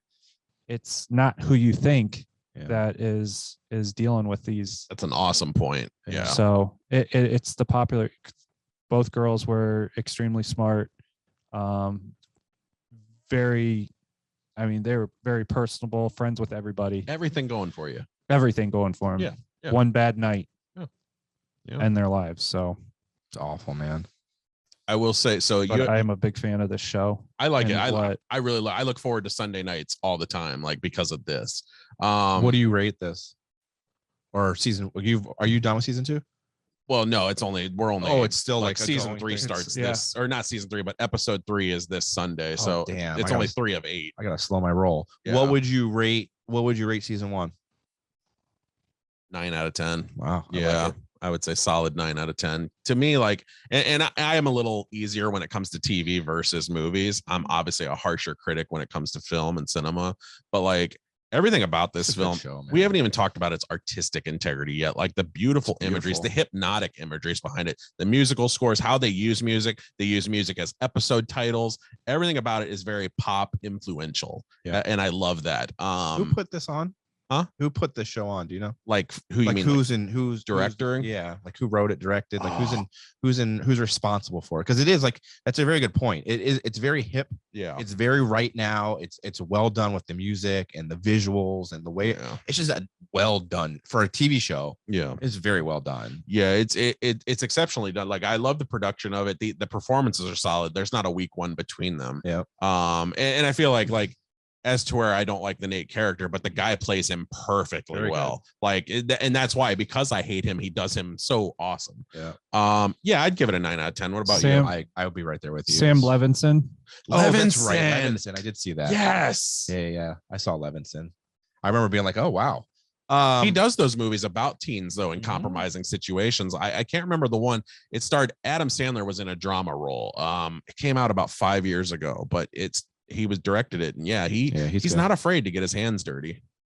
I'd say probably 9 as well. 9. I really like it. There's not many flaws to it for me. A little character development or like story, because they're doing so much, and they are spending so much time focusing on characters that some stuff gets left behind. That I wish we would have more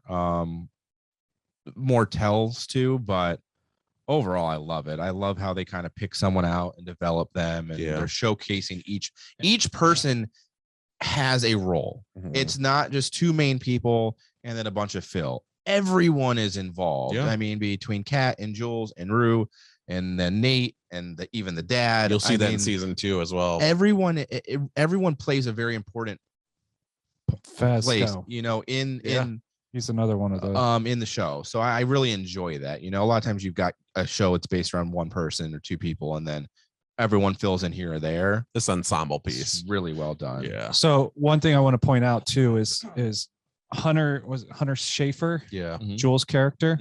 She actually is in real life a transgendered actress, and she got involved in writing her episode, like the one that revolved around her life. Okay. Which is, I think, it's cool. One of the best things that they could have done is to have those people who are living those experiences Authentication, and authenticity. deliver their life experiences. Absolutely. And how they had to handle it. So. And that's one of my favorite episodes too, how she goes through the conversion therapy and all that, like when she's locked up. Yeah. Episode. All that shit scares me. Like, and I'm not even in her position, but conversion therapy to me has always been this disgusting fucking evil. When I watched that It's in episode, this I was world. terrified. Yeah. Because I was like, this is real life for people. Yeah. Like, I mean, could you imagine being that little girl and your parents drop you off? And then, I mean, them to restrain her and tie her down and force her. I mean, to live through that in real life. Yeah. How traumatizing. Yeah. I mean, absolutely shaken, awful. Like this. Yeah, that this episode was wild, man. This series is amazing. It's probably one of the best ones I've ever seen. Yeah. It's up there for me as far as shows go. I'm really excited to see how it continues to unfold because everyone's giving it raving reviews even as it continues on. So yeah, very, very good show. Another show that I wanted to talk about, which came out New Year's Day, or actually I think it was New Year's Eve. Cobra Kai came back. It hit the screen again. Is that a look of skepticism, my man? Like not too happy with Cobra Kai? No, Daniel-san. I enjoyed it. I just think like the whole there was a concert that occurred and that kind of really threw me. Okay. Like, I don't know. Miss Like Carrie. Oh yeah. Yeah, I don't know. It was okay. Mhm. It wasn't. I enjoyed the previous season more than this one. I really liked this one. I liked it too. I didn't know how I was going to because I really hated Terry Silver. Mm-hmm. In the original number 3, like I did not like him. His character was so great. I mean, I still hate him. He played it so well. Yeah, I hated him. He played that grungy, shady, just bastard so well. So I'm like, when I saw that he was coming back, I'm like, man, I'm not gonna like this. And they did it so well. Yeah, it was really fucking good, man. I put it up there with the other ones as just being just as well done. It's hard for me to remember what happened where in what season because we're in season 4 now. This is the 4th season, so it's hard. I remember really liking the first season, and I remember the 3rd season felt the weakest to me, like the one last year. Second season? No, we're in the 4th season right now. We are in the 4th season. So like I remember the 3rd season, I was like, I like it, but there's a couple weakest. episodes that are throwaway to me. Not this one, man. For me, this one hit hard. I agree with Dan's point about Carrie Underwood. It's out of left field and it's a glaring instance. I totally agree with that. I can see it doesn't ruin the show for me, but like I totally get why the director has commented on that even like because a lot of people are lashing out about that instance. And they go random. Carrie, especially considering this show's built on 80s. Why didn't you have just like an 80s band or an 80s artist come in and sing that part? I mean, it plays to the part that that guy wanted to kind of save the show and make it popular. Like I get why they her influence. I get to an extent why they had it, but it just seems very random. It's left field. Wasn't it like his wife does the guy or her husband's taxes or something like that? Or something, right? Yeah. It's a connection. Her dentist is friends with her or something. Come on. It is random how they I get to put 2 crowns in for free. Yeah. It's kind of like showing off to where it's like, this is how far we've come. We've got a major pop artist and hey, check her out. Like she's there front. Can I say one thing that really ticked me off was young LaRusso. The girl, know. Sam. No. I like the Sam. boy. Oh, the boy. Fuck, I can't remember his name. Yeah, he's a little shit though. Yeah. I hated pretty much everything about. Yeah, he came around. I hated everything about his character and the way he dressed. Mm-hmm. In one of the scenes, he's wearing a Nike track jacket and Adidas track pants. That is like I totally wouldn't notice that shit. I noticed it and it pissed me off like beyond no other. That is a Dan Sandmann review right there. He was wearing a Supreme shirt. That was a split Supreme Comme des Garçons collaboration tee. They only came out in a black and a white t-shirt. He was wearing a red t-shirt. So I'm like, all right, this dude's fake. Everything. And then he came out wearing a Virgil Abloh off-white shirt. And I remember watching that one was like this that was real official. Hit. That one was official. Mm-hmm. And I was looking it up to see how much it was. And it was like $400. I'm like, God, I want that. Yeah, this little shithead. He became a very prominent character kind of at random. Though. Yeah. Like he hasn't been much in the show beforehand. And then this year they went like gung ho with him. I think it was more for the kid he was bullying. I don't like the way I don't like that he was bullying. Like I just don't. Yeah. But that's I what thought Daniel Peer taught him pressure, better. man. But that's what I like about the show, though, that it shows like not always are these like, simple shades. Like one throws into the white category, one throws into the bad guy category, all that, the white knight, the dark knight, all that. They're very much shades of gray in here. Like, we've had characters turn before. We've had one character, who works Multiple in Cobra Kai. times. Then he's with Daniel Yeah, LaRusso see, the next that's- season, back and forth. I think that's where I get like annoyed with the way it developed. Is there's a lot of jumping sides. Now, I'll say, to kind of credit your point, I'll say this. Here's one of the only weaknesses that I have about this show right now. I feel like the sides are very uneven at this point. I feel like all the kids are going this way, and there's like very unknowns over here. Like Cobra Kai has Tori, obviously, who's my favorite female character. But outside of her, like that one kid, who is it? Johnny's son. Is he there? Is he not there? We don't really like. He's not really committed to Cobra Kai, so I don't really count him. Who the fuck they got? Like, it's all these cool, kids that are established over here, and it's barely anybody here. Like, I don't know why I like this season. To me, the winners were very unpredictable. It was pretty much like if you wrote a show for me, Chris, and I said, like, how do you want things to go? This is how I would want them to go with the tournament, is what I'm talking about. Out of left field, especially the male winner. Had no idea, did not see that coming at all. I figure they're going to give the kid who wins it, they're going to give him a good showing because this is kind of his evolutionary arc. He came back from adversity and all that. Yeah. Did not expect what they gave him. And I was floored. When I saw that dude, I applauded. I was happy that he got his. Yeah. Same with the girls winner too. It's like, you have to even this playing field out. It can't be a one-sided ass kicking contest. Otherwise, we know who's going to win every single season. That was a problem with the movies. They were always predictable. As to where a franchise like Rocky lost every now and then. Yeah. The Karate Kid, it was always he won. That's how it is. Yeah. He's always going to get his in the end. Where's it going to go from here? Looking ahead, I mean, obviously they're going into senior year. There's going to be one more tournament that they're going to partake in. That's going to be the be all end all. But they said there's going to be a 5 and a 6 season. Like they've already signed for those two, and that's it. So like they're ending it at season 6. So college, obviously. Right. I don't know. Unless they develop young LaRusso. Yeah. Yeah, could be. But I still enjoy it. I would give this season a solid 8 out of 10.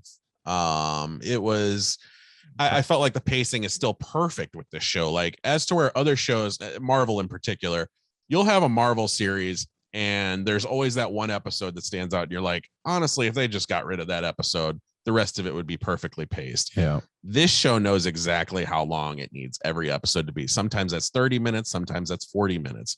But the story to me is always moving forward. And I love that. Like these episodes fly by. Yeah. Yeah. I was a big fan of this season. Was not let down.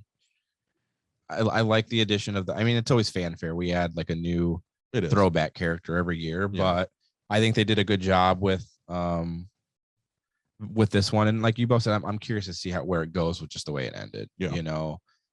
With the new character kind of taking over, like where are they going to run with it and stuff? But the ending, like you said, the fights, well done, not expected by any means. Right. And I like that they threw that twist, because we're always so used to having like it's going to be another battle down of Robbie and whatever. It's either this guy or this guy. Yeah. And I like that it was different. So I thought it was well rounded. I binged it. I watched the whole thing straight through. Same here. Per usual. I did one day. I ordered a pizza and I sat there and literally just binged out. It's hungry. I'm starving. I'd probably give it to me, give it a 6? 6 out of 10. This guy. I wasn't thrilled with. It was okay, but it wasn't. I wasn't blown away. What would you give? It was the Adidas and Nike. That's the reason. I know. that really, dude. I was at like a 9, and then I saw that, and I'm like, all right, credibility 6. gone. What you can remember, were the other seasons that way for you? Were they like 6s too? They're probably around like 7s. 7s. So I'm not like you like the show, but you're not in love with the show. Yeah. Okay, I got you. Yeah. I think I give it a 7.5 across the board. Mm-hmm. It's not a Euphoria. Mm-hmm. It's not a show that I'm like, amped up to fucking like I'll spend an hour talking about. You know, like it's an entertaining show. Euphoria is an entertaining important show. Yes, Yeah. it's entertaining. I like the fanfare. I like that it's a throwback to the originals because I really liked Karate Kid growing up. Yeah. I like that aspect of it, and it's fun to watch, but it's not mind blowing. It's not going to win tons of awards or anything. Yeah. You know, I think a 7.5 is fair. It's a fun show, but So would you rather watch Cobra Kai or Dexter? Dexter. Yeah, Dexter for sure. Yeah. New Nice. Blood. Dexter New Blood. That's you guys, not me. Have you seen any Dexter? Yeah. Oh, I watched the whole, like the original. The only thing I haven't seen is this new Yeah. season. Are you gonna watch it Yeah, I probably will. eventually? Yeah. Right after Harry Potter. So you're never gonna watch it then. Dexter New Blood was good. I liked enjoyed it. I did. It was kind of a ride. Like I really liked it. And then I was like, and then it got real good. And then it got like, Dude, what the fuck? The fact that every episode had my stomach churning at the Yes, end, like anxiety, what's man. gonna happen? Like, where is this gonna go next? Mm-hmm. Like, that's what I want out of a show, is that anticipation for the next week. What's one piece of advice you guys would give me, like when I finally sit down to watch it? What's one thing that you would say from where I left off, like that horrible last season? Mm-hmm. What would you give me as far as like Temper your expectations. temper my expectations? That's my only thing. Because here's my thing. I didn't know going into this that it was a one and done. Mhm. I thought that this was Same. I thought this was a revitalizing of the series. No, it's a cleanup season. That's Yeah. what I That's all got it out of is. it once I finished it, but I didn't know that. I didn't know it was a one and done. I was like, man, they're bringing back Dexter. This is phenomenal. So you already know that. So that tempers your expectation already. Yeah. Go into it knowing it's a one and done. They're going to continue the story from where it left off. I think you'll have some Years moments where you're later. kind of like, what the fuck? But I mean, overall, it ties really well into, they tie new characters really well into the previous show. Okay. I think, how did you like the original Dexter? Oh yeah, solid. Besides that last season, I would say high 8. Okay. A very high 8. So was it I the think I like last this. season or the last episode of the last It was season? the last. I just didn't like the last season. I thought Yeah. the whole thing to me, like I was like, honestly, Well- it didn't feel like it was the same show at times.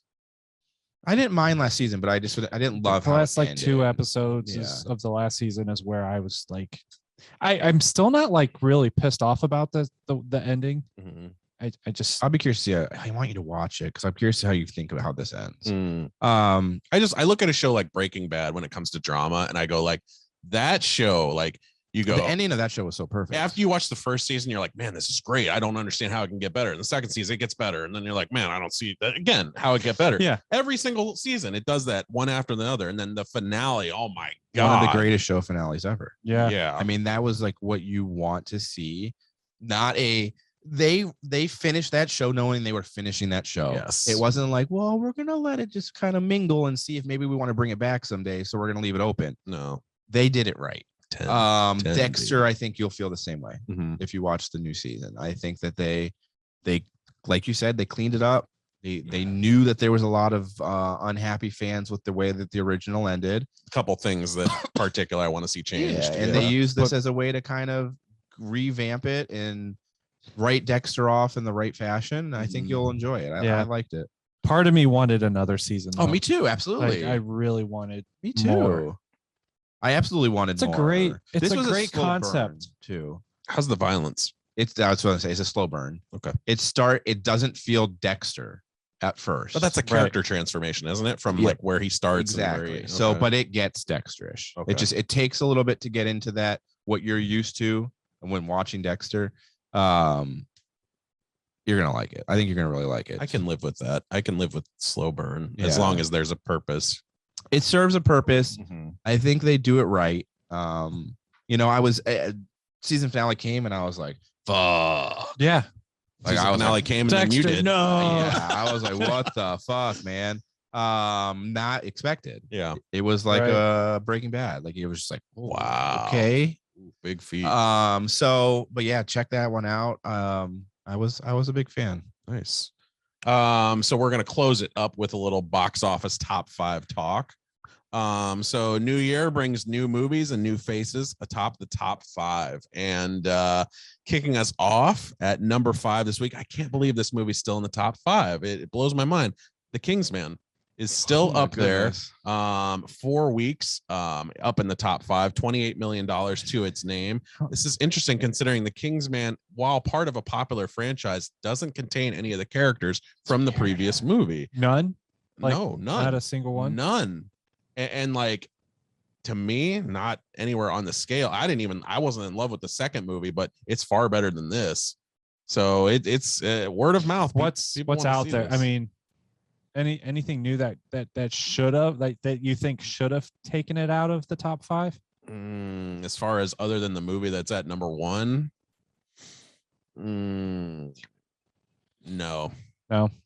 So it's a matter of what's out there. Yeah, because all these movies are older than the Kingsman. It came out Christmas week, like a couple days before Christmas. So yeah, it's riding out. I'd say it won't fall this week because there's no big release this week, but next week it's going to be gone. But that's number 5. As I said, $28 million. Number 4 this week is the 355, an all-female action-led thriller. Took in another $2.2 million this week. It's second week and is now just under $9 million total. Horrible movie. Yeah, I was gonna say. Didn't enjoy it. The action is very but the actresses, the action's painful to watch. Oh, I'm in love with Jessica Chastain. I'd drink her bathwater right now if you bottled it for me. But the action, Jessica, you got some money to be made. The action, listening. The action, oh my God. I thought this style was gone in 1995 with Michael Bay movies, but God. Man, Jesus, it's horrifying to watch. Number 3, Sing 2, still riding high, made another $8 million on its take this week, $119 million in 4 weeks. So the animated movies are still kicking ass, as we've said. Wild. Why would you put another movie on Disney Plus when there's money to be made? Right. Selfish. Sing 2 is not even anything that's great. It's a good movie, but it's not a great movie. So like, if you have something here with Turning Red, it could be huge. It could be more than that. I don't know, man. But anyway, number 2 this week in the runner-up position, knocked off its pedestal after 3 weeks on top of number 1, is Spider-Man: No Way Home.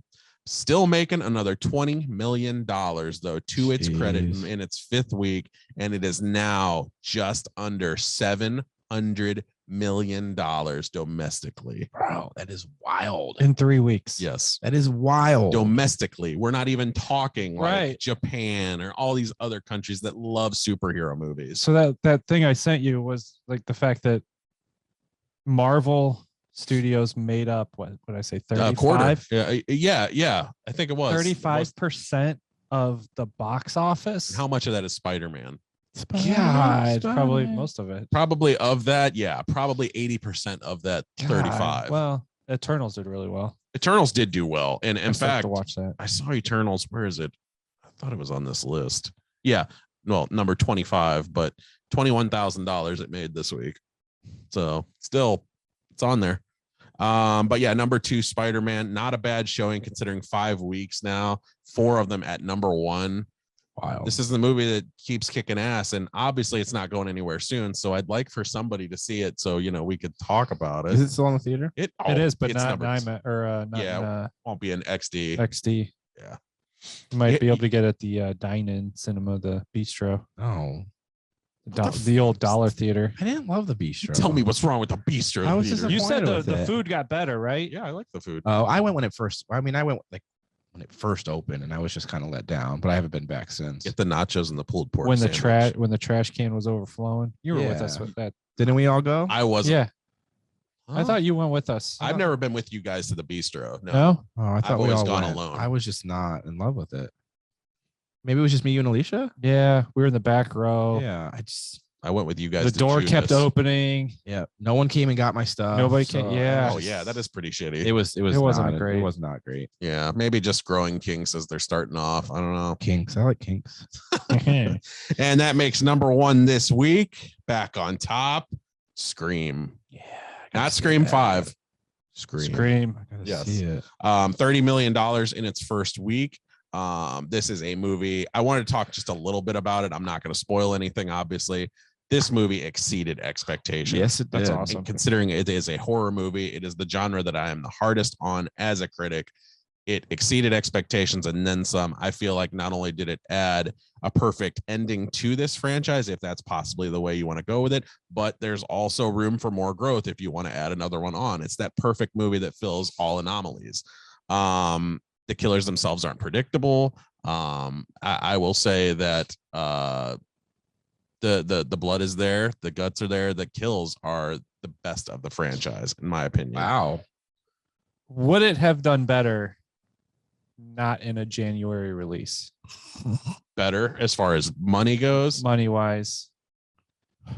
Not in a COVID world, no. I think No? 30 is about where it's You going to think? be. Yeah, because in a regular world, this would probably make about $50 million its first week. It's not going to be that $100 million juggernaut. It never is. It never was. Scream, when it first started out, the first Scream in 1996, it was number one its first week, but it actually built bigger as the weeks went on. Like, I think it spent 8 weeks at number one or something like It was that. so good. It got When it was that released? 96. Like what time of the year? January. It was January. Yep. Yeah, because I remember I went for my birthday, and my brother and I actually went and saw it 4 times in the same week. Okay. So I got a little consistency going on. Yeah. So there you go. The way I see it is, because it's a good movie, they weren't worried about their product. They've got a name. They wanted to dominate the market, and in January, there's nothing that you can compete against. So they figured they could dominate January for about a month. You're not going to get another big week of movies probably until Valentine's Day week. There's a couple big ones coming out, but yeah, dominate for 4 weeks, highly recommended. I gave it an 8 out of 10. I think you guys will highly enjoy, especially if you like the first 2 Scream movies. It stays away from the shittiness that is the third one and the tacky cliche that is the fourth one. Yeah. So yeah, check it out. It's number 1. I look for it to be number 1 at least for next week and probably the week after. Got to go check it out. Yes, sir. Got to see that. I got to see Spidey Spide. Yep. Gosh, I remember General Cinemas, Chapel Hill. Yeah, baby. Now you're talking my language. Where I went to see the original. The Scream? original, I believe. I'm Me pretty too. sure. Me too. Yeah, Regal Montrose. My parents live right behind where that was, so we would walk. Mm-hmm. Freaked out. Yeah. Walking home. Yeah. In the Freaked dark. out. In the dark. Yeah, I remember through woods. The first time we saw it, we went to East Side Mario's, which was right across the street from there. So we went there. My brother and I got a pizza. We walked across the street to that General Cinemas. Bro, we saw it that night. I remember the big East Side Mario. Yeah, East Side Mario's was the throwback, slam, dude. That's where Brick House. It used to be on the hill. Yeah. Yeah. There used to be one on the hill in Montrose. Yeah. Yes. I remember watching an Indians playoff game there one time. God, East Side Mario's. Dude. Right? Brick House is where it's where it used to be. Yeah. Yes. That's because from there it became Bennigan's. And then I think it was something else before it was the Brick House. I forgot all about East Side Mario. East Side Mario's. They got the perfect pizza crust. Nobody knows how to do crust, man. They had tomato on the. Oh yeah, dude, melted in your mouth. Yeah, East Side Mario's was a slam. Wow. But we went there and then we saw Scream that night. We came back the next night, saw it 2 more times that night. Jeez. Yeah, we were screamed out, man. It was good. It was real good. But that's all we got for Hollywood. We got 2 more things. We got 2 more things for Hollywood. Yep. Sorry. Ozark season 4. Okay. Drops on Friday. Oh yeah. Pumped for that. Have you watched Ozark? Yeah, I caught up Ozark? on Ozark. Oh yeah. Yeah. I think I want to start. I think I want to start the last season. Like, I need a recap. Yeah, it's been too long now. I do, because I know that it's going to be a 2-part, right? So last season, and they're breaking it up into 2 segments. So like 6 and 6 or 5. Something like that. What did you think about Ozark overall? Overall score? Honestly, I think this was the first show that tried to tackle the immense shadow of Breaking Bad. That's what I was saying. It felt very much like a predecessor of it, of that. I always joked that it was like a Breaking Bad knockoff, but it's not. But it's very similar. It's not. But I don't think you mean that totally as an insult. Way. Yeah, it's just. I mean, Breaking Bad is going to inspire a legion of TV shows that haven't even hit the market yet. Yeah. Its influence reaches that far. As far as Ozark goes, man, the characters in that show talk about evolutions, man. Holy God, nothing is as it seems. From that first episode to the last episode I watched, season 3, nothing is as it seems. And what a great character for Bateman. Yeah. It's just such a different character for him, man. Yeah. I fucking love him in that show. Yeah, he's very cunning. He's very like he's dark at times too. Like he knows how to take it down to that level. Yeah. So Ozark, I mean, that's coming out though. That's been anticipated 2 for years? a long time. 3 years? Yeah, 2 years at this 2 point. years, We've I been think waiting it's been for 2. it. God, I need to watch that again then. So I'm ready to binge the hell out of that. And then the other thing I want to just briefly talk about was Sharp Objects. Oh yeah. Did you have you watched it yet? I keep telling Dan to watch it. I've got like 4 shows started right now. Sharp Objects I binged, much like I do any show that ends up being worth your time. Yeah. Loved this for Amy Adams. What a fantastic, this was a one and done, and I didn't know that. Yeah. And it finished, and I was like, all right, cool. When's the next one coming out? Is there going to be a next one? I pulled up. No. She said she didn't want to or couldn't play that role again. No, psychologically. Very dark. I mean, like a Euphoria, but a little bit darker. But the main thing with that show that I was just blown away with, and me and you talked about it briefly yesterday, I think, Chris, was the ending.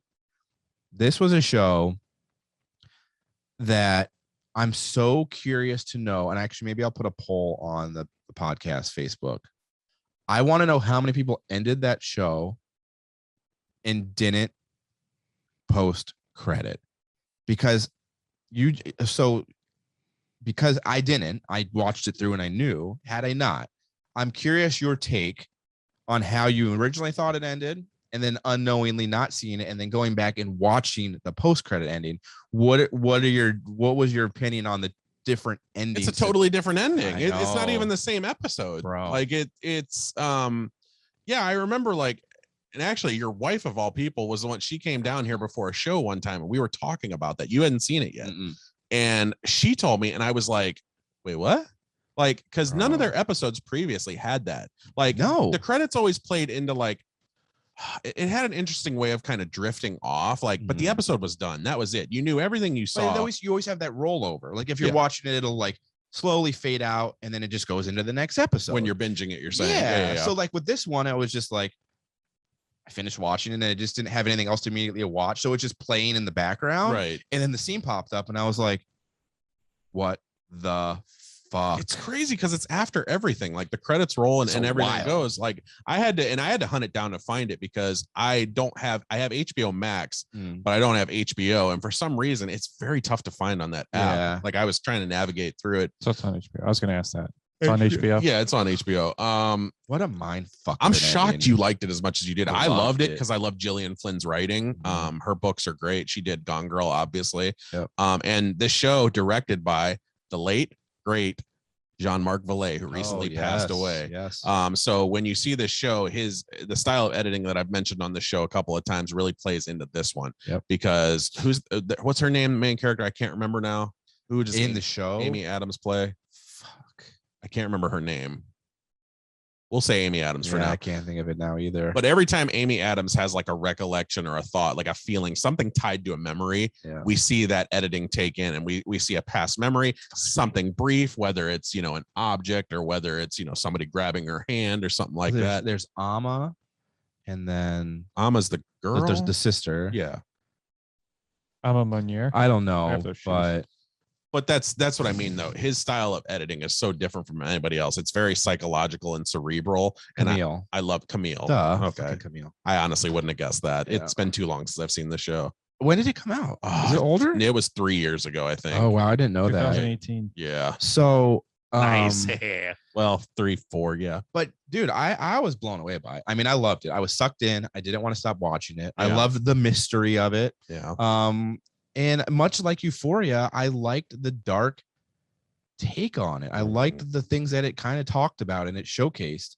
Behind picket fences, there's always something going on. Yep. And I called who I called from, I think, episode 1, who I knew was going to be culprit. Really? Yeah, right off the rip. Wow. Well, what gave it away? Partial culprit, not the post-credit culprit. Okay. But the other one. I got you. The like secondary culprit. Yeah. I just had a weird feeling. I said to Ashley, like, right off. I'm like, I've got a weird feeling about her and Alan both. I had this weird thing about the two of them. I'm like, there's just something not right here.